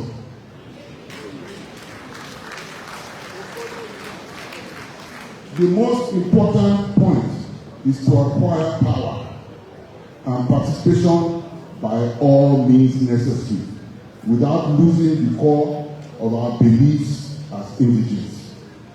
In the course of our struggle, let us not forget that all politics is local. Political power is the strongest and most important of all. Let us not deceive ourselves. You hold political power, you are able to help others. As Attorney General and Commissioner for Justice in Lagos State, I tried my best to empower our people, whether it was in Badagry, Ikorodu, and I had that privilege and that benefit because in the run-up to the election we brought the governor to the state, I was involved in the political aspect. I wasn't parachuted in that office. I followed the governor in the tour of all the 20 local governments and the 37 LCDs. So I engaged. So I knew where the bodies were buried, so to speak, and where to make the interventions. And I did my best and made my mark. The influence of government, as I've said, on the lifestyle, culture, civil service, and nomination of our people to public office is pervasive and cannot be underestimated. So you must get involved in the politics, whether the local government, ward, state, and presidential. My call, therefore, is for a robust engagement, born of critical thinking and alignment with progressive politics that our own forefathers are known for. By no stretch of an imagination am I calling for a slavish follow movement, but a focused and strategic approach. To succeed, in closing, to succeed, we must maintain our focus and stand united in demanding for what is rightfully ours. None of us singularly is as good as all of us collectively put together. So the theme of today, united, is very apt. But nevertheless, we should never forget that we are first a community of indigenous human beings from Lagos before we are a political community. The peaceful and strategic coexistence and alliance amongst indigenous groups therefore supersedes every other activity. This call for unity by the Ibile Summit Group led by my good brother is under the present circumstances very key. And I say, I wholeheartedly support this robust engagement. I congratulate us all for this very successful event. Ibile Eko, Agbewa. Thank you.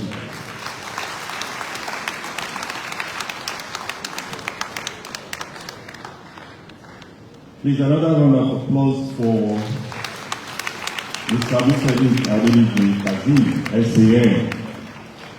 That was a very powerful goodwill message to all of us.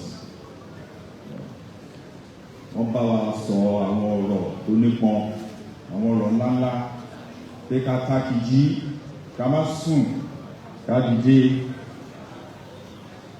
ká dá rògbòtò ìpínlẹ̀ Èkó, Ìbílẹ̀ Èkó. Dáhùn lọ́dọ̀ owó wọn, ìdọ̀wó tàbí ní ṣe ìgbé ìdọ̀wó dọ̀.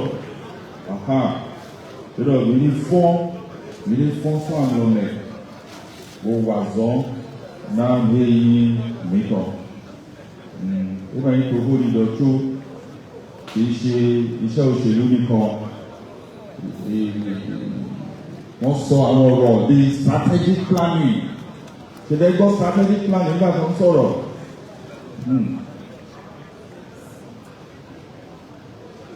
So that was Mr. Museji Adeniji Kazi. Before I will give Dr. Daniel Agbaje 2 minutes to talk to us, especially on his vision for something Ibile. He's not going to talk about zero space, he's not going to talk about United Nations, but he's going to talk to us in just 2 minutes about a vision he has for Ibile. Please give him a big round of applause. He is one of us representing us at the United Nations, and he's doing a lot, a whole lot, out of which he's going to tell us just a pin-sized head of that lot.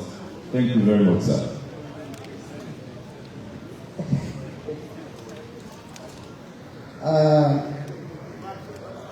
Ẹ̀ka àsọ̀nsá o, ẹ̀ka àsọ̀nmá o, a fi àsìkò yìí kí àwọn bàbá wa the father of the day, àwọn bàbá wa Chief Olùsí àti gbogbo àti president ìbílẹ̀ summit group. A sì fi àsìkò yìí náà kí gbogbo àwọn bàbá wa white cap chief àti kí gbogbo wa sí àwọn nílẹ̀ pátápátá. My name is Dr. Abdulgani Abagi. I'm from Nigeria Eko Division.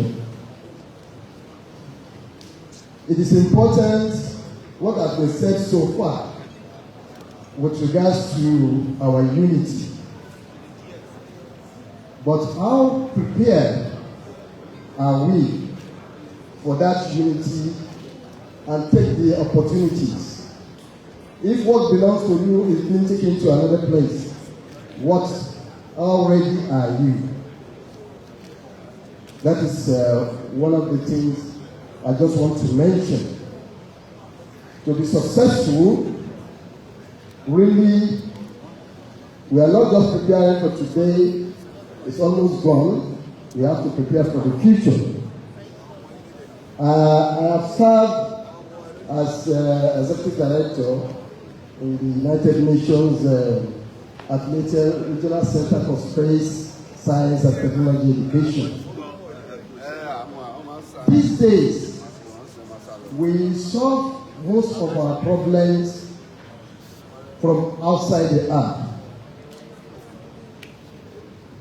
What that means is that we need knowledge to be above the others. If we are being given a position or we are assigned a position and we are not ready for that position, we will be shortchanged. So we need to keep that in mind.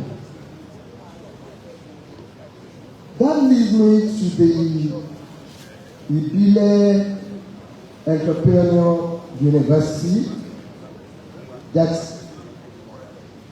by God's grace will soon be approved by the federal government of Nigeria. The PA was sponsored by one of us, Honorable Babajide Benson of Korodu Constituency 2. And I was one of those that were invited to defend the establishment of the university. The university we have now are just people reading and cramming and coming out with certificates. They cannot actually professionally carry out the work they said they have actually studied in the university. But when it comes to an entrepreneurial university is innovative. They are ready to solve our immediate problems. It is not just having hundreds or millions of engineers trained, medical doctors trained. It has to match our needs. Do we need them? What is our projection? What is our development plan for the next 10, 20 years? How many engineers do we need? How many doctors do we need? Then, within the entrepreneurship university, the lecturers and the people in the industry, they will have to work together to create solutions to our socio-economic problem. When they come out, they are already ready to fit into solving the problem at hand. This is what we need. This is what we are fighting for. This is what we should prepare for. For us to be ready for that tomorrow, I pray that the Entrepreneurship University will come up with the approved soon. Thank you very much. Thank you very much for that short goodwill message, Dr. Daniel Agade. We have numerous dignitaries in our midst. I would like to announce to you that our mother, Irilu Abiola Dosumu, is in our midst, the Irilu Kuti of Lagos. We appreciate your presence and we are very happy to have you in our midst. As a matter of fact, immediately after the panel session, you will be the first respondent after giving us a 2-minute goodwill message. We will listen to you. You will judge those speakers too for us. Thank you very much for coming to the program. Another big round of applause for the Irilu Kuti of Lagos. I have the honor to announce to you that we have our panelists ready, and I'm going to invite them to the podium here to occupy the seats. I invite Dr. Aminat Ige. Dr. Aminat Ige, please come to the podium. I have Mr. Obi Manuel Kukuru, please come to the podium.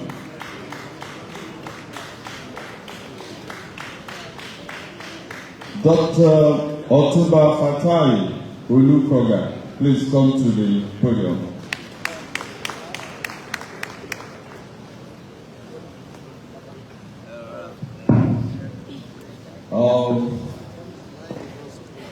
Ms. Tony Basharon, SAN, please, it's time for you to come to the podium. And Professor Nosiru Onibo, please come to the podium.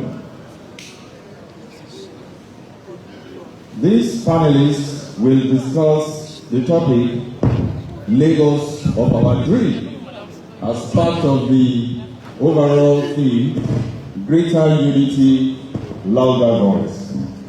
The moderator of this session is no other person than Mrs.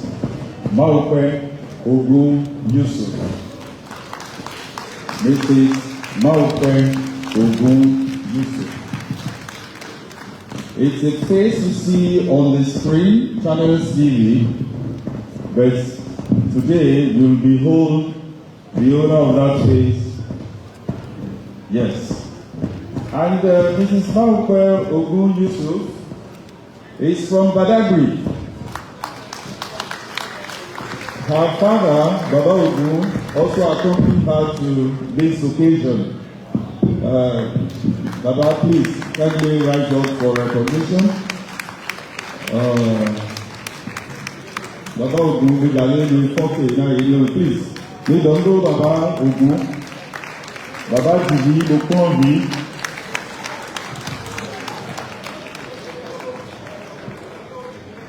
Thank you, sir. Monsieur. In the next 55 minutes or so, I'm going to leave this stage for Mrs. Maupe Ogun Yusuf. I'm going to leave her midway. Thank you very much.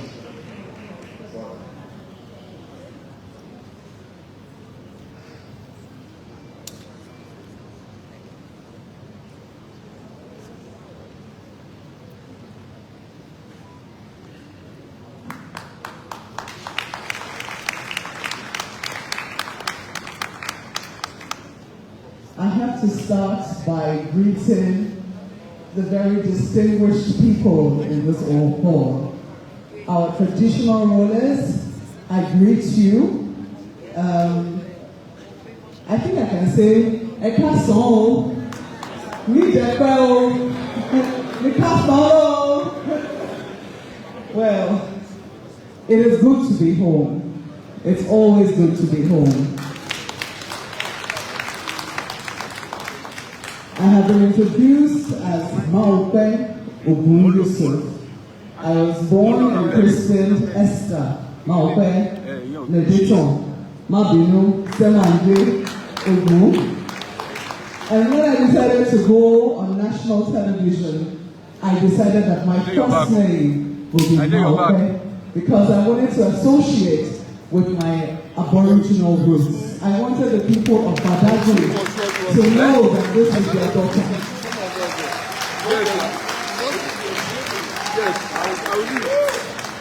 And I must tell you that it paid off. Even though I must also admit it was a bribe also to my father. It was the only way he was going to let me do TV. But it paid off because the first people to recognize me on television were the people of Badagry, represented here by my brother, Ogi Manuel Ukonu. So it is good to see you. And it is good to have all the members of this distinguished panel. I may not speak Igbo, but I know my roots very well. I know where my father is from. I go home regularly. It also happens that my mother is also Igbo. She is from Widako compound in Ibile, and I go home, I know her people. So these are people who have been very intentional about teaching me about my roots. It's a shame that I don't speak Igbo, never mind the fact that both my parents are Igbo. That's on them, not on me.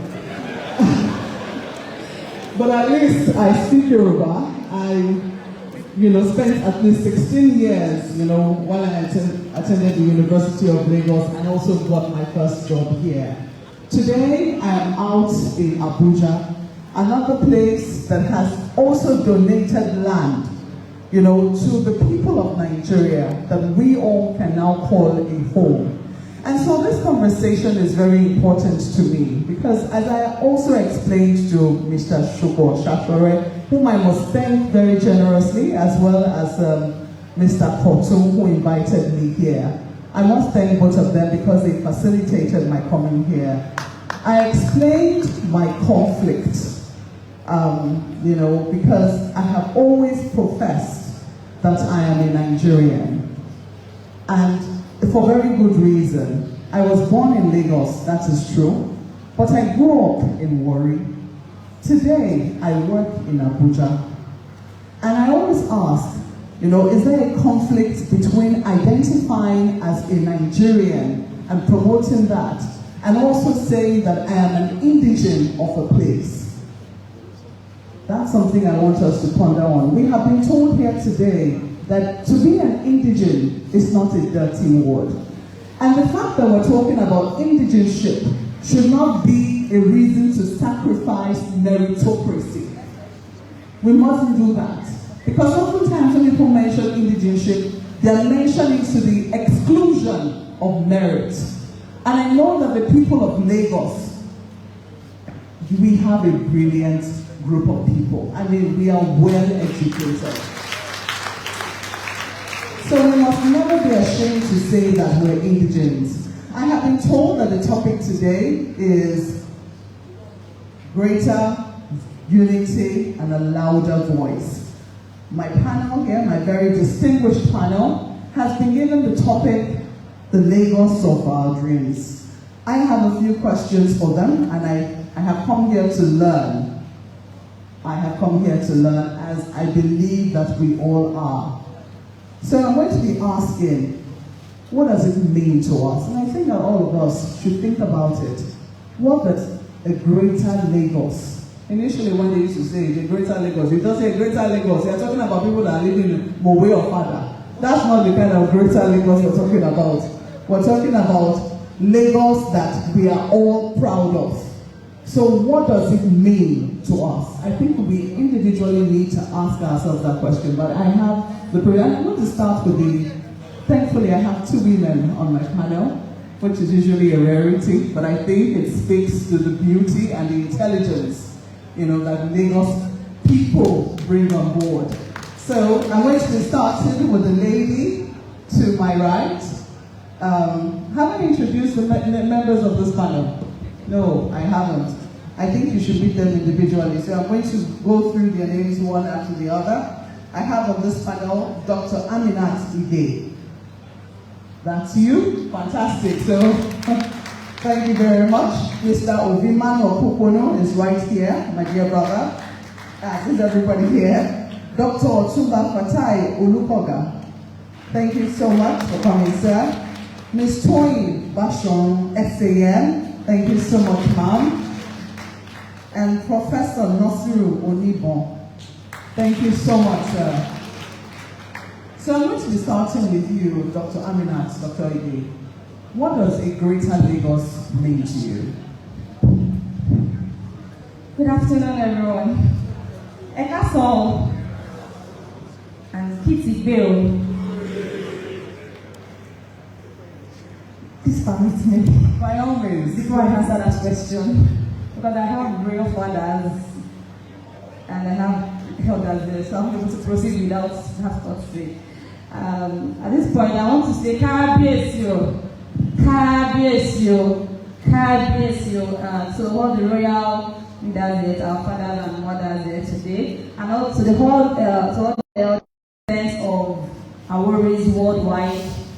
Chief Baba Bola Muhammad Olakbaye, welcome, sir. And I use the opportunity to welcome everyone once again. Thank you very much. So, a greater Lagos, what it means? A greater Lagos state, because I need to follow the trail of my big brother, Dr. Kayode Okwefa. So, what a greater Lagos state means, I would ask myself and everyone. What does it mean for us as individuals to become greater than we have? It means consistent growth. It means marching with our peers. It means standing out in the crowd. It means reaching for the right height, the right status, the right position, not just by name, not just by lexicons, but in truth and in everything that we represent. So the greater Lagos for me means the Lagos of 2025 that is different from the Lagos of February 2025 that is better than the Lagos of January 2025. We start from every indigene of Lagos to each resident of Lagos. So how we as individuals personally portray Lagos State out there, in here, and how we contribute our quota individually and collectively. So making sure that we stand apart with great cities all over the world. Thank you. Thank you very much. So my panelists will first of all have the first 30 seconds to tell me what a greater Lagos means to them. Then we'll discuss the challenges. What are some of the challenges that we see? So I'm going to ask you to please pass the mic. Yes, please. So Professor Onibon, what does the greater Lagos mean to you? In 30 seconds or less, please. Yeah, thank you very much. I also like to throw the line of the past speaker to acknowledge the royal fathers and the elderly in the room. Now, the greater Lagos to me is a Lagos state that I want to see that I can get a 24 hours power supply. I can open the tap and get clean, potable water. I can also have access, equal access to power, to position, and economic power. And all this under the control of the indigenes of Lagos, from top to the end, heading all the major agencies in the state. Thank you very much. Thank you very much, Professor Onibon. Ms. Bashon, what does the greater Lagos mean to you?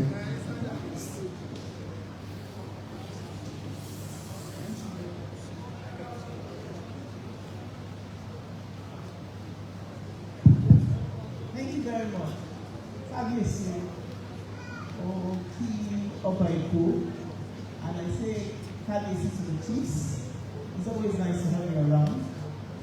I say good morning to everyone, or good afternoon, and I thank you for this opportunity, and I acknowledge the President of the League. Well, after pondering a little bit, Greater Lagos to me has a creed, and my creed is justice and freedom. Then in 30 seconds, like Maupe wants, Greater Lagos to me means commitment at all levels to strengthening our institutions. It means appreciating our indigenous nature and, like one of the keynote speakers said, not leaving anyone behind, the strong helping the weak. It means hard work, honesty must be such that can transform into fortune to the highest point of achievement. It means to me proper reward for hard work. And finally, it means to me social and economic inclusion that must be properly defined. And in this area, I look at my gender. Thank you. Thank you very much. Thank you very much, ma'am. I'm also going to be asking Dr. Odukoga. Papa, good morning, sir. In the law of Lagos, Kadri and my mom who taught me in the service are Olabari. And I want to recognize my group, the Lagos Indigenous, Lagos State Indigenous Housing, which I'm the board of, one of the board of directors. They are all here. They preside for recognition. So I also thank everybody for coming here. Yes, what we are doing by Greater Lagos is to have an enable environment like we used in the past. We live in Lagos without fear. We move around in Lagos without fear. But today, what do we have? Insecurity. We need to make sure we have a better security. We need to make sure that most of our heritage are protected and they are there as used to be in the past. So my own Lagos is that we want to have inclusive of everybody, having a beautiful place to live, having lights, electricity, water, rain, and the government is doing that, enough transportation, and so on and so forth. That's all we do. Thank you very much, sir. Obi? Good morning, everyone. Good afternoon, everyone. Kabisi,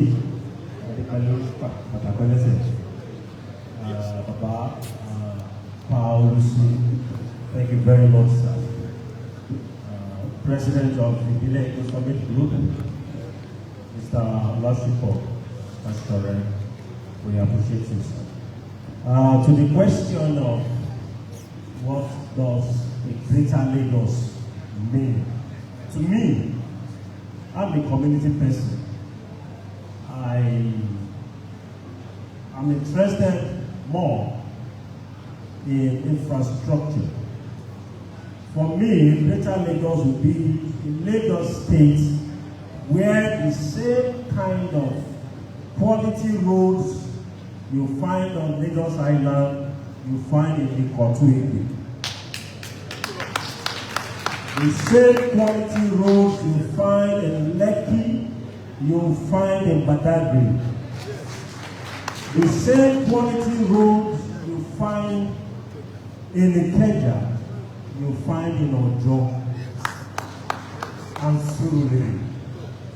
This is what we can call Lagos of our dreams. The second point is distribution of opportunities or access to opportunities. A Lagos of our dreams is a Lagos whereby you can actually stay back in Ojo, stay back in Badagry, and succeed from there without having to come to the island. You can stay back in Surulere, do your business, do whatever you want to do, because you have access to electricity, access to internet, access to infrastructure, and you'll be able to succeed. That is the Lagos of our dreams. Thirdly, the Lagos of our dreams will be one day, if not me, my daughter will board the Lagos train, whether the red line or the blue line, and the instructions from the train will be speaking to my child in Awori, speaking to my child in Edo. Because when we say we are in Lagos and we create a state, not for ourselves, but just for aliens, the only language we speak here is English. And some of us struggle with the Yoruba. But the indigenous language of the Lagos people, we can't find it anywhere. But in the Lagos of our dreams, we would like to see those names.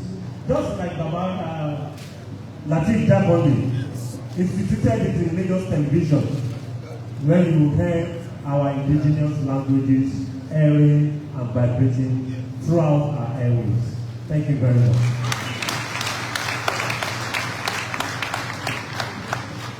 Well, I do know that some people will be drawing their dreams from some of the things that my panelists have shared.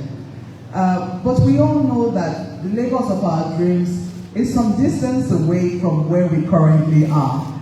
And that's why it is Lagos of our dreams. And we also know that there is a cost, a sacrifice, if you like, that comes with being a cosmopolitan city. So the question for me is, how do you reconcile these dreams that we have with the reality that we have today? What is the pathway that we see, to help us get to the Lagos of our dreams? I think that's a question I'd like to ask. Ovi, I'm going to start with you because you spoke last. All right, thank you very much. The cost, for those of us who are from Badagry division, we know quite well that for every infrastructure we have gotten from government, we have paid a price. None of those things came to us as privilege. And Lagos generally, we need to understand that the government is in charge of almost everything. Almost everything.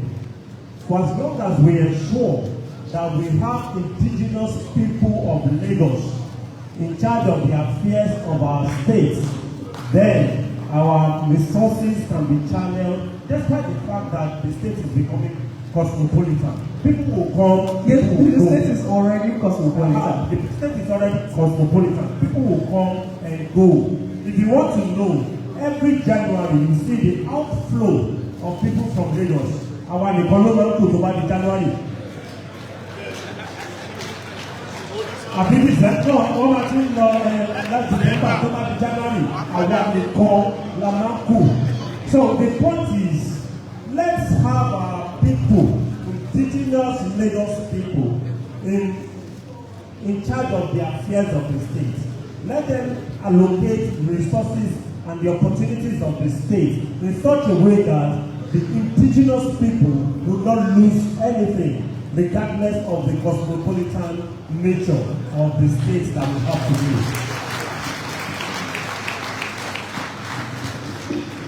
I'm going to have to come this way. Now, okay, let me go to Prof. How feasible is that? How feasible is that? I mean, you heard Ovi and what he said. I don't know whether you agree with him. If you do, how feasible is what he's saying? How possible is it? Thank you very much. If we consider the metropolitan nature of Lagos State as it has been established, but then we cannot wish away the fact that naturally, some people, especially all of us here, are made to be a Lagosian. It was not our plan. I didn't plan to be a Lagosian. Just like any other person is not planned to be from Ogun State. I am a Lagosian by nature. So, yes, the metropolitan nature is to allow even non-indigenous to be part of the development. But then, we cannot choose to want to continue to develop without the input of the indigenous. And nobody will convince me that we cannot find those that have the merit, the capacity, the capability, intellectually and otherwise from Lagos. So the cost, as far as I'm concerned now, the cost is this. For me as a person, we have 5 divisions in Lagos State. Our traditional division, Epe, Ikeja, Badagry, Lagos Island, and Ikorodu. Yes. The cost will be, can we, because of our nature, recognize the non-indigenous as the 6th division? So when we take control of our state, we want to also recognize, you have contributions to the development of our state, this and that for you. But it should not be the other way around, that it will be this and that for the indigenous while we take on. Thank you. This conversation is getting very interesting because I hear take control, and when you say take control, that's very political. I take a look at the aims and objectives. I think that the MC, the anchor of this particular event, and also the president were very careful to state the prerogatives of this organization. Because when we say we want to take control, how possible is that? Right now, Nigeria operates a democracy. Am I correct? And democracy is a game of numbers, isn't it? They say majority and minority. So if Lagos State has a population of over 20 million people, have we bothered to ask ourselves what exactly is our population? What is our population? Do we know? The population of the Omonile, of the Ibile people, what is their population? Maybe if we count those of us in diaspora, and then maybe they start to force someone like me from Abuja to come home and come and vote, maybe we might be able to say, Awano Ako, Awano Oni number. But in the meantime, how possible is it? I don't know whether you have thought about it, Dr. Aminat. How possible is it? Let's talk about control, that we are the ones that will take it, and then we give other people, our non-indigenous, the 6 divisions. How possible is it? Or you don't see it in that regard at all? Well, I don't know if you have to take control in the context in which Prof is taking it. Because I'm sure Prof, I don't think Prof means we should wake up one morning and just go to somewhere and seize power. And say that's it. I really don't think so. But if you ask me personally, I will take you back to the theme of the program. Greater unity, louder voice. I don't think geographical location is considered. So should we all come back home from somewhere? We don't have to. Technology has even brought us together in one space. Now, you say greater unity, louder voice. And now, from your question, we are talking about maybe some of us, a lot of individuals not being in positions we want. The question I will ask is this, because I've been in forums where we discussed, okay, we've been given few privileges. The people that have been given the privileges, what did they do with it? I've met a man before that said, when I was in service, I gave so number of indigenous jobs. And said, and I have that list, and then the youth there with the squad, they were like, oh, these people are at level 15, 16 director, whatever. They are not like, let's ask them. How many people can you say you also brought up? So because if we're talking about louder voice, it means that my voice, with your voice, with another voice, and it's not literally voice. It means my strength added to yours. It means I am somewhere and I brought up other people. So if we ourselves don't love ourselves, why are we craving for love from outside? If we love ourselves enough, we would help ourselves to grow, and that is where the louder voice comes in. If someone is somewhere and you feel, oh, that's my position, it's not your position, another person looks around your family, you are 50, and it gives only 2 people opportunity, you feel the person has not done well for you. But have you had those 2 people, the person has not tied their hands, what have those people done for 10 more people in your family? I have seen situations where people don't even want to help others come up just because they feel their means of livelihood is threatened. If we take away greed and we take away disunity, if we truly and genuinely look at fellow Lagosians, indigenous, in this way, like I'm looking at them like, I'm here today, and you're talking to me, we're discussing some other topic. So as I'm sitting here, I'm thinking, Maupe Ogun office in and she's at challenge. How can she can become the MD by next month? How can I talk to? What can I do? What about those people? And I'm thinking of how you are going to grow, and you're thinking of how I'm going to grow. I don't think we'll be talking about snatch or taking control. That's how we will grow and we get there. That's my position. Thank you.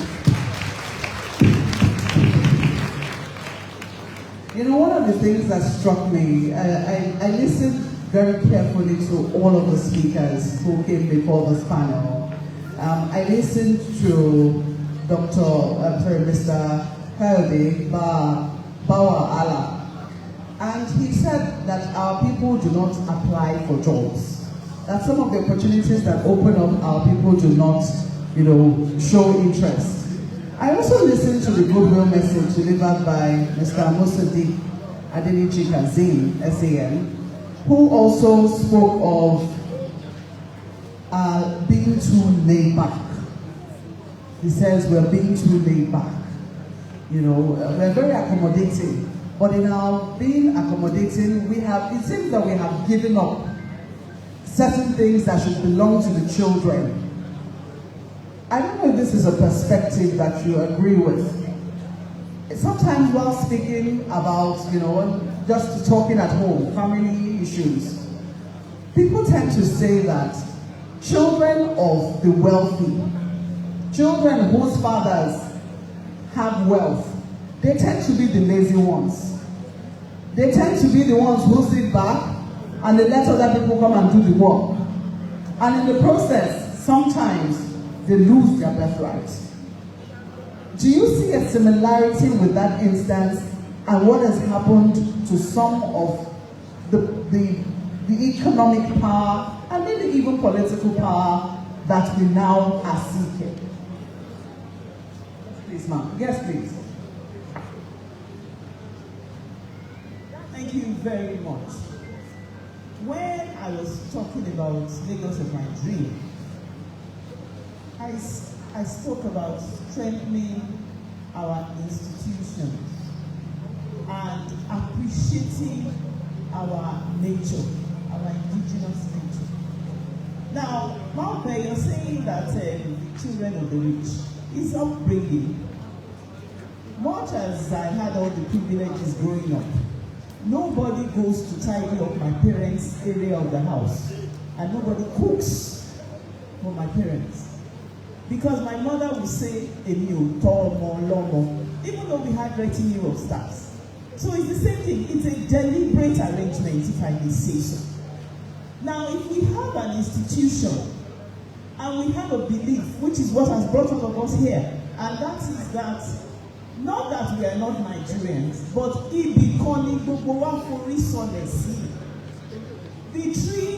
the seed was planted somewhere before it began to germinate and grow into a forest. What is our plan? What deliberate, unspoken principles and policies are we working with? That's where I am. If you have worked in Dubai, you will know that they are open to as many people coming in to develop as much as you want. But travel further. There are separated and secluded areas set apart for the indigenous. Oh my God, drive by the place. They are not discriminating. They are just making the facts the facts. It's only recently, after we learned a bitter lesson, that it was decided in the Lagos state government that anybody who gets a lease of land now cannot get more than 25 years, and then you can apply for renewal. Ibile Eko now. We need to establish some visions. In Lagos, we have about 25 senior advocates. How many times have they decided to do anything in Lagos, and these people have been brought and called to attention? Will you not just read in the paper one day and say, Mr. Meanwhile, in every state, don't be fooled. They all have a way of protecting themselves and ensuring their ethnic preservation. So if we're doing it in Lagos, cosmopolitan or not, is to be expected.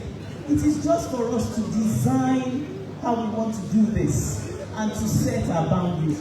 I'm sorry for my ignorance. No, there is no need to apologize. Absolutely no need to apologize. I just want to challenge a little more the example which you gave of Dubai. Because Dubai is a part of an emirate. You know, that is the policy of that particular, I mean, you can see them as a country, the United Arab Emirates. They seem to have that policy to protect their own, you know. So the citizens, the indigenous citizens, sorry?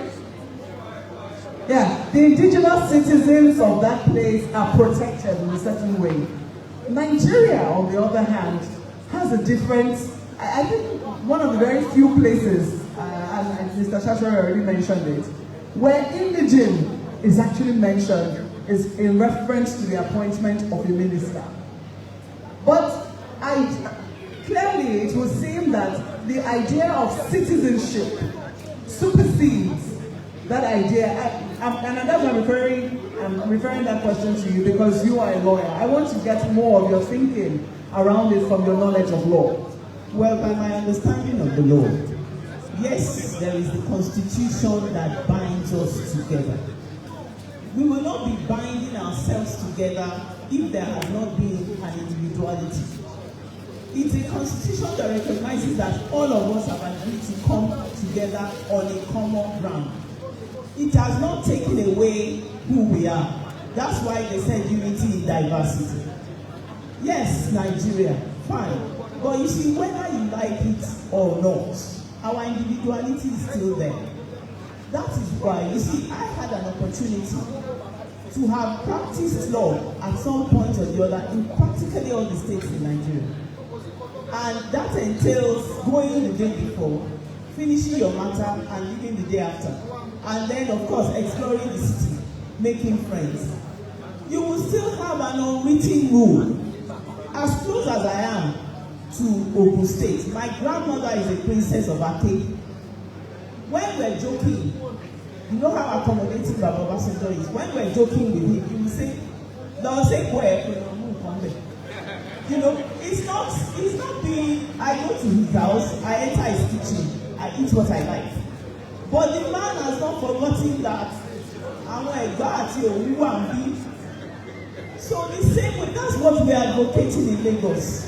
We agree that people come, but my sister said, I mean, that's it. That's just what it's about. And it grieves me personally. That's why when Mr. Shashore phoned me, I didn't even bat an eye. He just said to me, I will, because we have seen it, and it's continuing. And we joke, it is our time to define how we want our future to be. And that's why we are all here. I'm passionate. That's just it.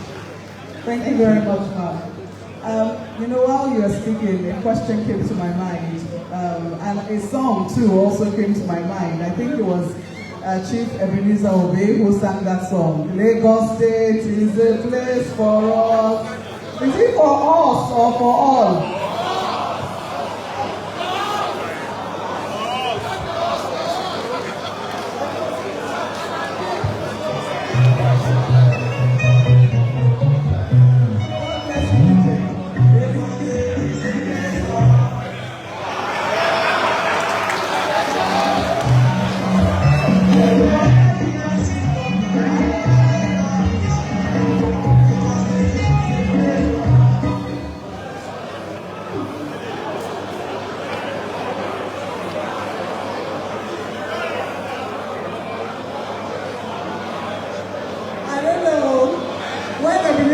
they sang the song, was he considered a Lagosian?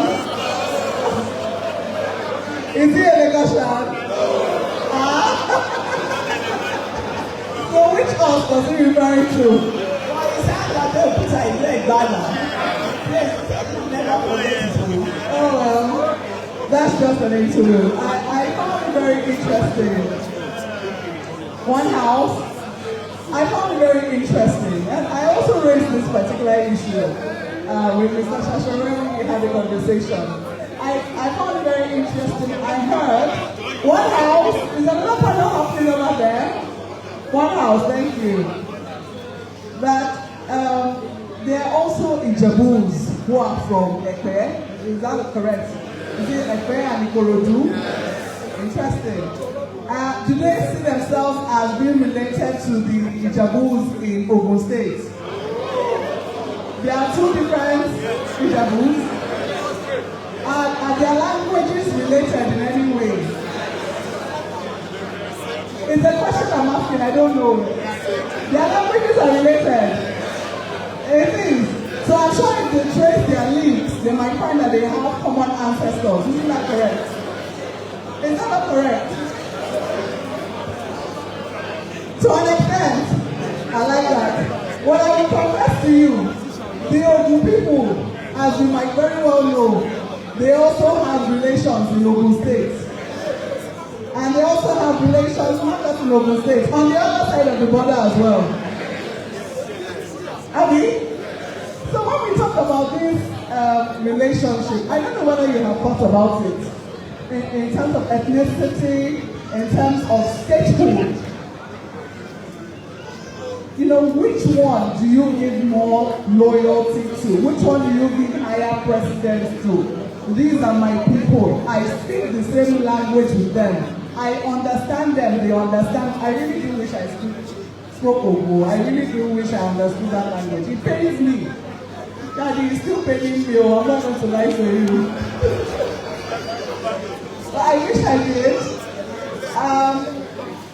If I did, imagine what my pride would be when I go across the border and somebody spoke there and I could speak back.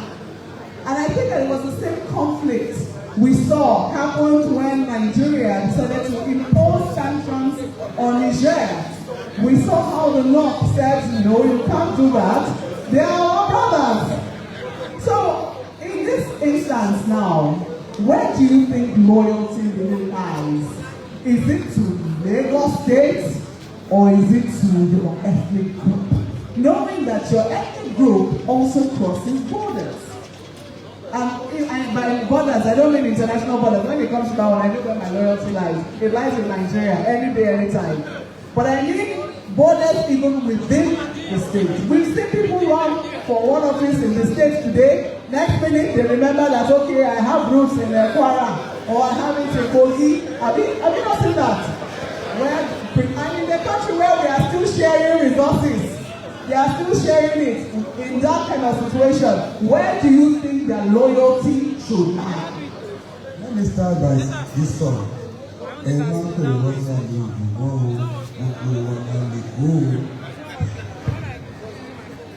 You see, this was the syndrome that made everyone forget about what to do in Lagos. A lot of individuals are not expected.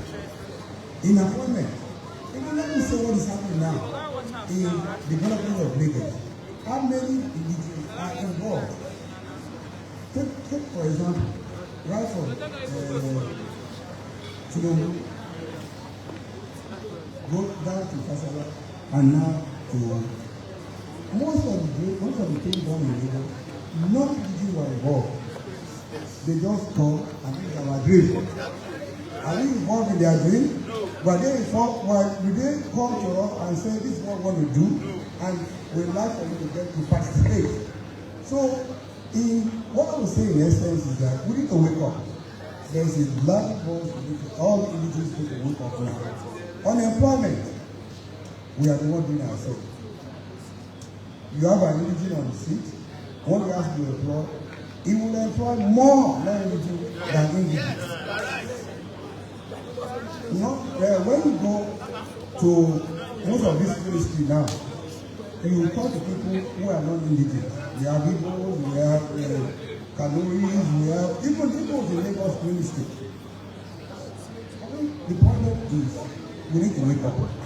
I like that, but you haven't quite answered my question.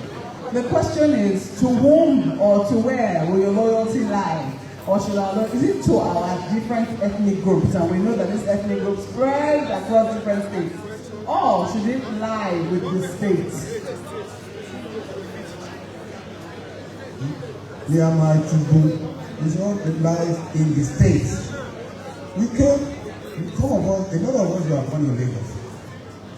And even some indigenous that are in position today, they were born in Lagos and they claim Lagos. They forgot their normal place of birth and place of religion. They will say, I'm a Lagosian. Let me use an example. A politician, he came to Lagos, he was in Lagos West, took all our money and went back to the state. What did he do? What do you do? Tomorrow another person wake up, say I'm a Lagosian, and all our cabbages are here. They will sleep. We allow them to come, take our money again. Now they will know that I belong to the state. I belong to Anambra. I belong to that. So I think the best thing is that I say, all this labor and take our labor back to ourselves. Thank you very much. But we must not forget, I like to see myself as a daughter of diaspora as well. We must not forget that there are people who might not exactly have names that we know in Lagos, but their families have now been here for years. Sir, I didn't get that. You're not disputing that. So my last, this is the last question before I throw it open to the audience. So, how do you think we should handle that? For family members who have been here for years, they have respected our norms, they have, respected our culture, our tradition, they speak our language, they even speak Egu that I, who am supposed to be an indigenous child, does not speak. What do we do about those people? If they say that, well, yeah, so my name might not exactly say that I'm from here, but this is all that I know. My grandfather was here, my father was here, this is where I was born. Shall we deny those people some level of indigenship? All right. Thank you very much. You see, this issue is very interesting.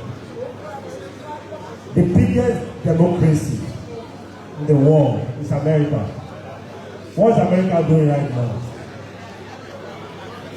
Everyone has a root. Just like Doctor said, we've seen cases where people come to Lagos. Sherry, Ore, àti Fàájì, not being Jim Conga, no one. The songs they taught us how to sing in Lagos gave us the impression that Atiru, Atokiru, Kokono, whereas we are not. One of those days when they say Eko Baoli, that was Eko of Ipako.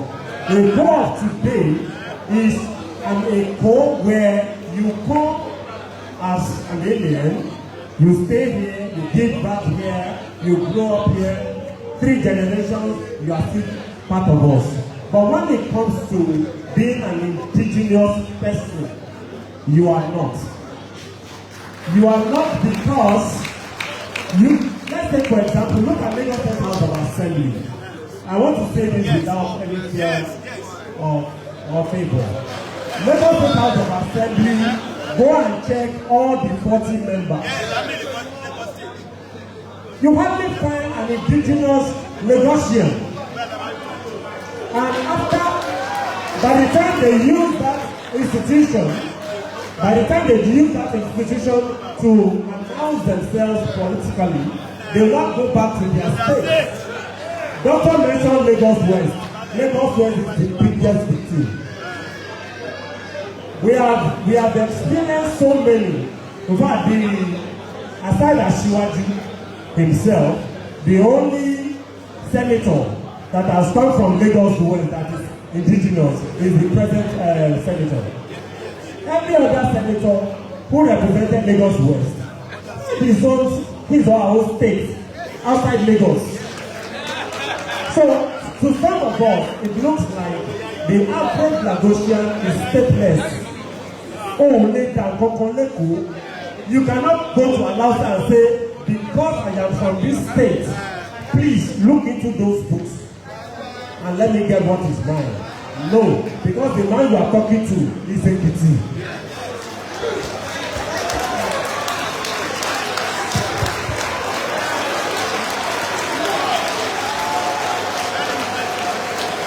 The man you are talking to is Ekiti. The other one seated, the assistant, is Osun. Yes, okay. They make up Lagos. All of us make up the population of Lagos.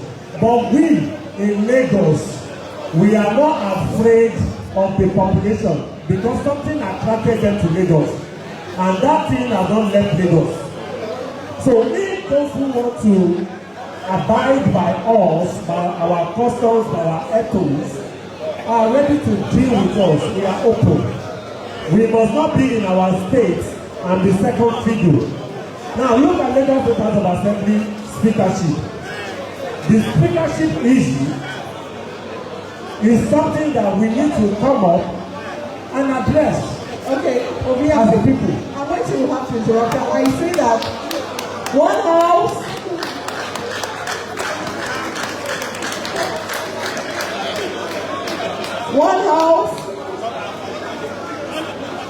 Yes, please, ma'am. I know you want to have an intervention on this issue.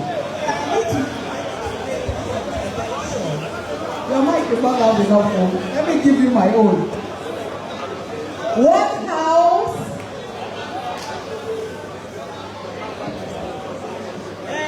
Please, I'm so sorry. I need to make a major point here. Everything we have said goes back to us strengthening our institution. And at the end of the day, our institutions are manned by people.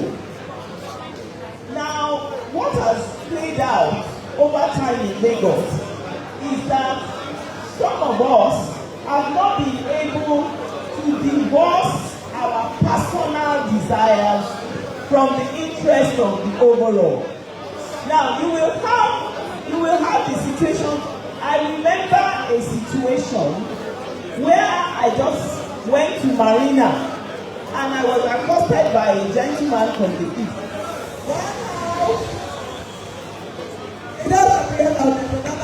Going out there, and this is the and like now I went to the State House, and this gentleman from the east tells me, "What do you want?"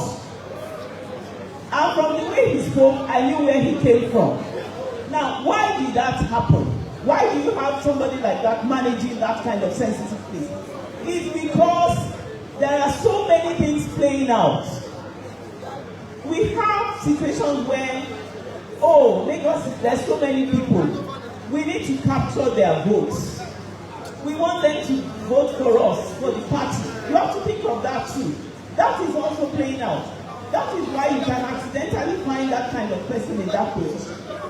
You also have situations where they're looking at the demographics. Ajégúnlẹ̀, àwọn ará àbíkan ló pọ̀ jù bẹ́ẹ̀. Now, that is why I'm saying that at the end of the day, we need to have committed individuals managing strong institutions such that even if I happen to be anybody tomorrow in Lagos, maybe AG or what, I must get there knowing that, ní ọ́fíìsì yóò báyìí lọ ṣe. I shouldn't get there and say, I'm there today, this is how I want it. And then somebody else comes tomorrow and says, I'm there tomorrow, this is how I want it. At the end of the day, we begin to have all these problems we have. So it comes back to us to stand our ground that this is Lagos. It is our Lagos. Thank you.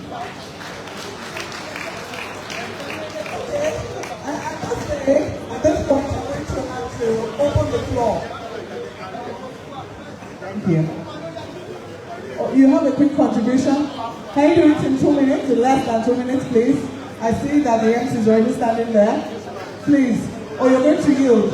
Okay, so I think we can open the floor for questions and contributions. Before we do that, the first contributor, as I said, shall be the Lukuti of Lagos. We invite her here to speak for us, or she would like that please.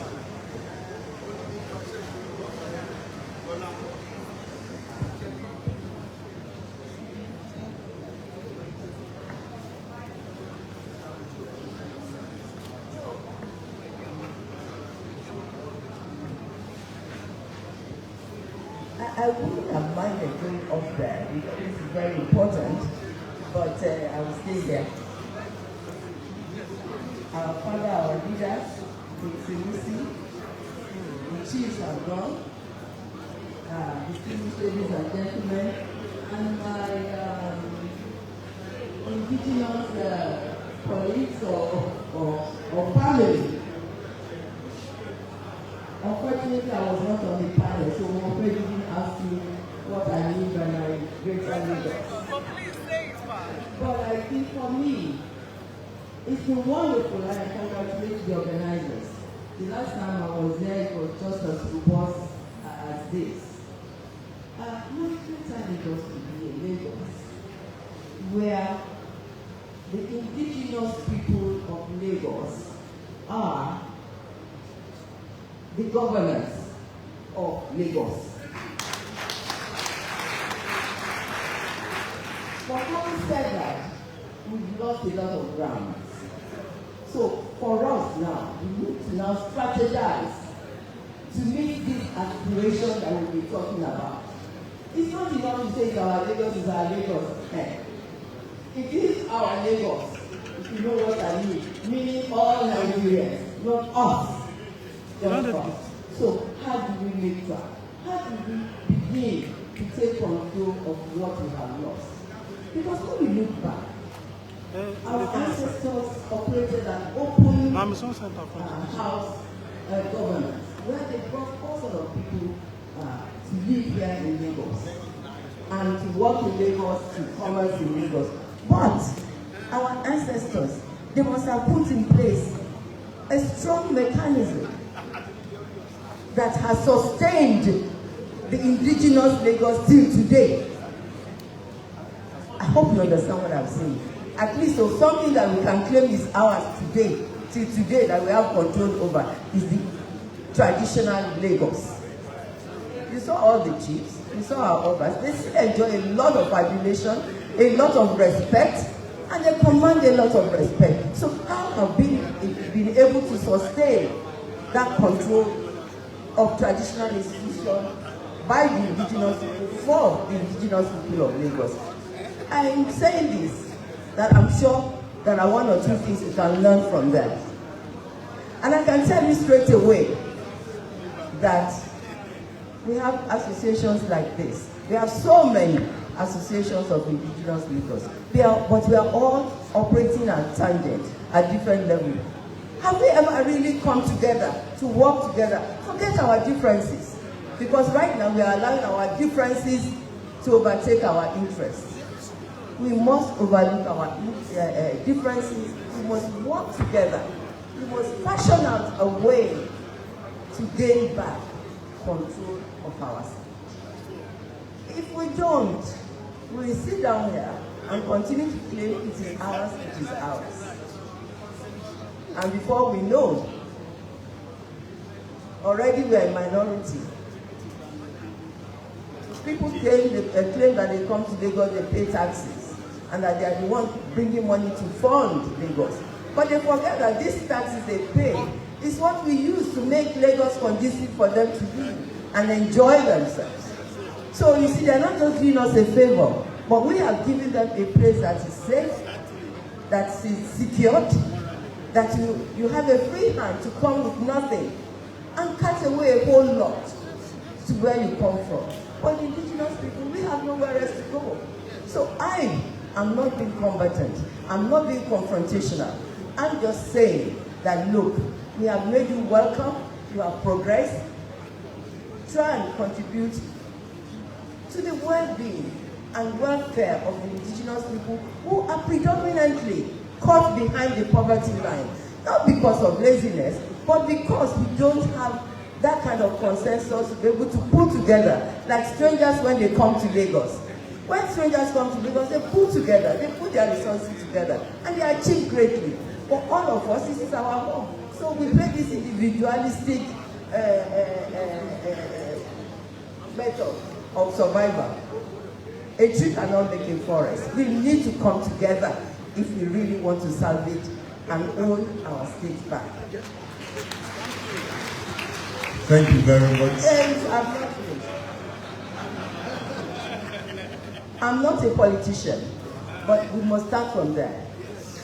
We can't all say that, oh, we don't want to be part of politics. Our ancestors were the ones who championed politics in Nigeria. Look at the pictures you see here. They all play great roles in the development of Nigeria. So what are we afraid of? We need to be there. Our father is here, Prince Olusi. We must find a way to, somebody said earlier on, our ancestors were well educated. Our parents were well educated, I can tell you about my life. So that's why Lagos was developed and everybody wanted to come and look for their golden fields in Lagos. So it's not that we are short of people, but we need to galvanize and encourage our children. I have children who are highly educated, Cambridge, Oxford. My grandchildren are the same. But where are they? Are they interested in politics? So we need to bring them home. If you are not part of the system, you are going to find it difficult to make a difference or to make a change. And we must start making changes. So I thank you.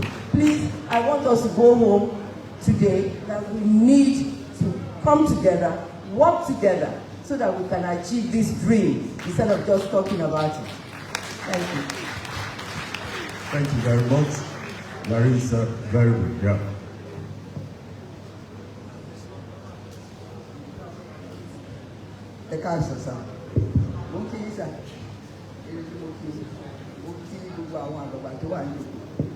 Orúkọ mi ni Ọ̀nà Fọlárin from Ikorodu division, even though I married in Lagunja. So I'm on all sides. I want to make an observation first. With all the pictures you have exhibited, no woman there. And we, in our rights, were achievers, as you know. Well, we made a lot of contributions. So please correct that in your next outing. Secondly, we are thinking of ways of improving the position we are in now, that our establishments, our institutions, and are occupied by non-indigenous. How did they get there? It is through that horrible thing that the certificate of religion. That is the beginning of the evil. They use it at primary school, at secondary school, at university, and they use it to get a job. Where our children should be, they are there. So let's work on that first, making sure that you never get that certificate without being an individual. In my time, before you got a scholarship, you have to tell the scholarship board your family roots in Lagos. But all that is gone. If we begin to work on such things, because these people that you are giving this indigenization to, they take it to university, they take it to employment, and every position they hold belongs to an individual. And that, by being that, they promote their own. During census time, they are not counted in Lagos. But give Lagos, recognize Lagos as a special state where everybody will not be recognized as well. Let's work on that. recognizing Lagos, because I also observe, especially people from the north, when they come to Lagos, they don't rent any house. They stay on the street.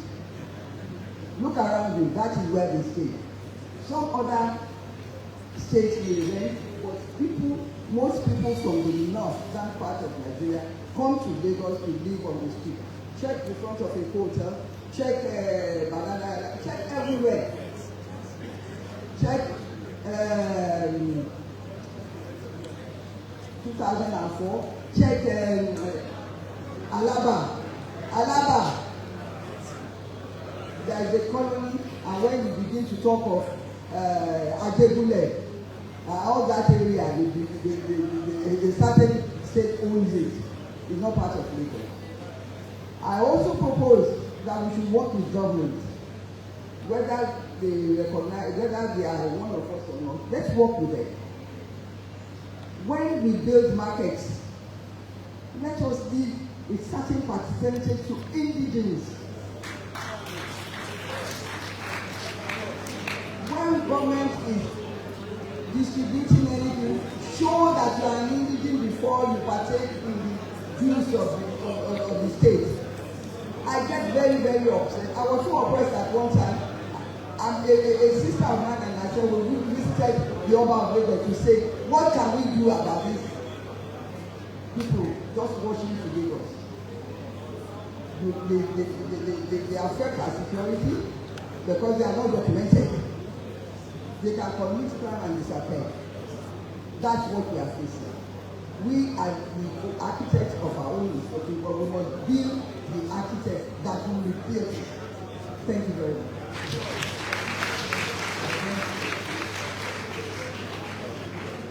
We will take just 2 comments. One here, one there.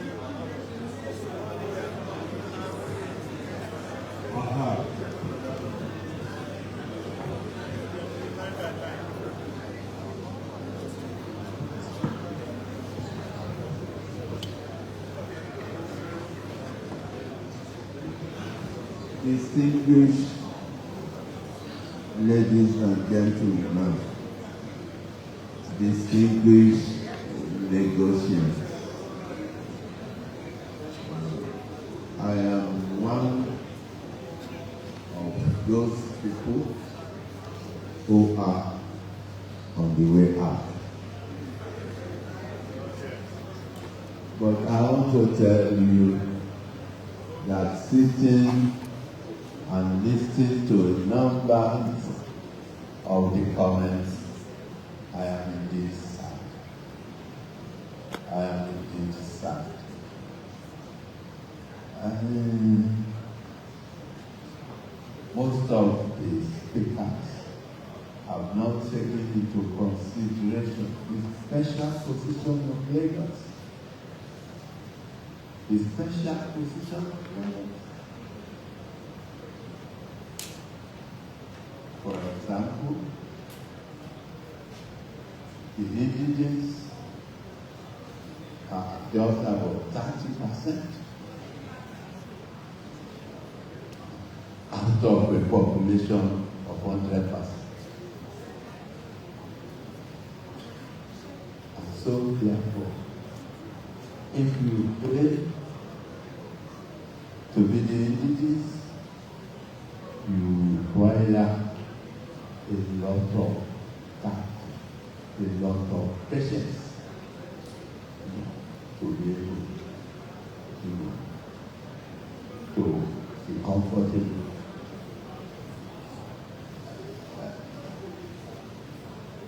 I want to go back. You need to go back into history. You need to study what your ancestors have done.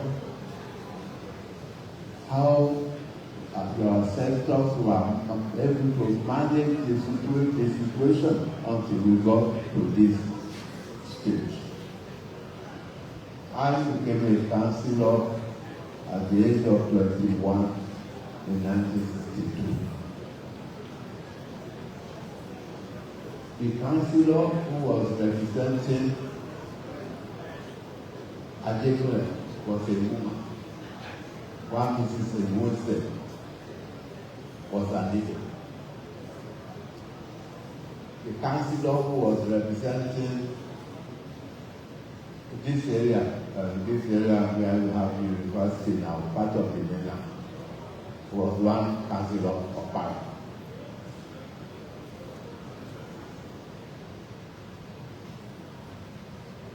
In Surulere, you have Ololo, to have a number of other Igbos. That was the situation. But before that,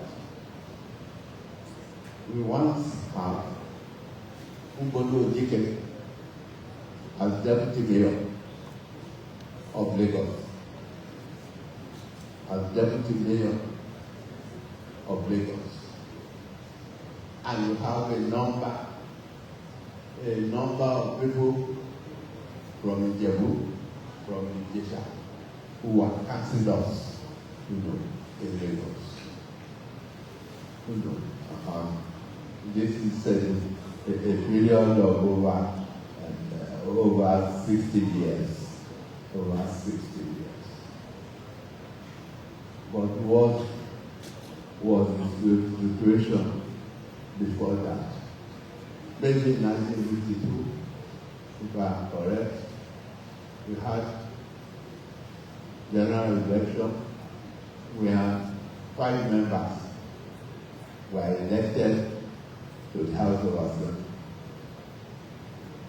One of the members was the late as the Kuru. Another member was H.P. Adebol Ejanjemu.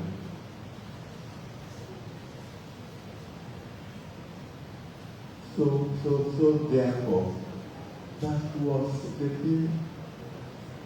And at one time, Dr. Azikiwe was in the legislative council, where 2 or 3 people represented Lagos.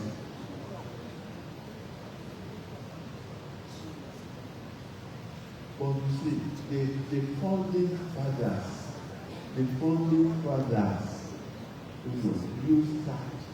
used wisdom to manage Lagos. You remember those who were in the legislative council before, you remember more, the number of them. At that time, you cannot find a single Isaleko, in the hierarchy of law. So therefore, our ancestors have used that. You need to make a request, set up committees, find ways where you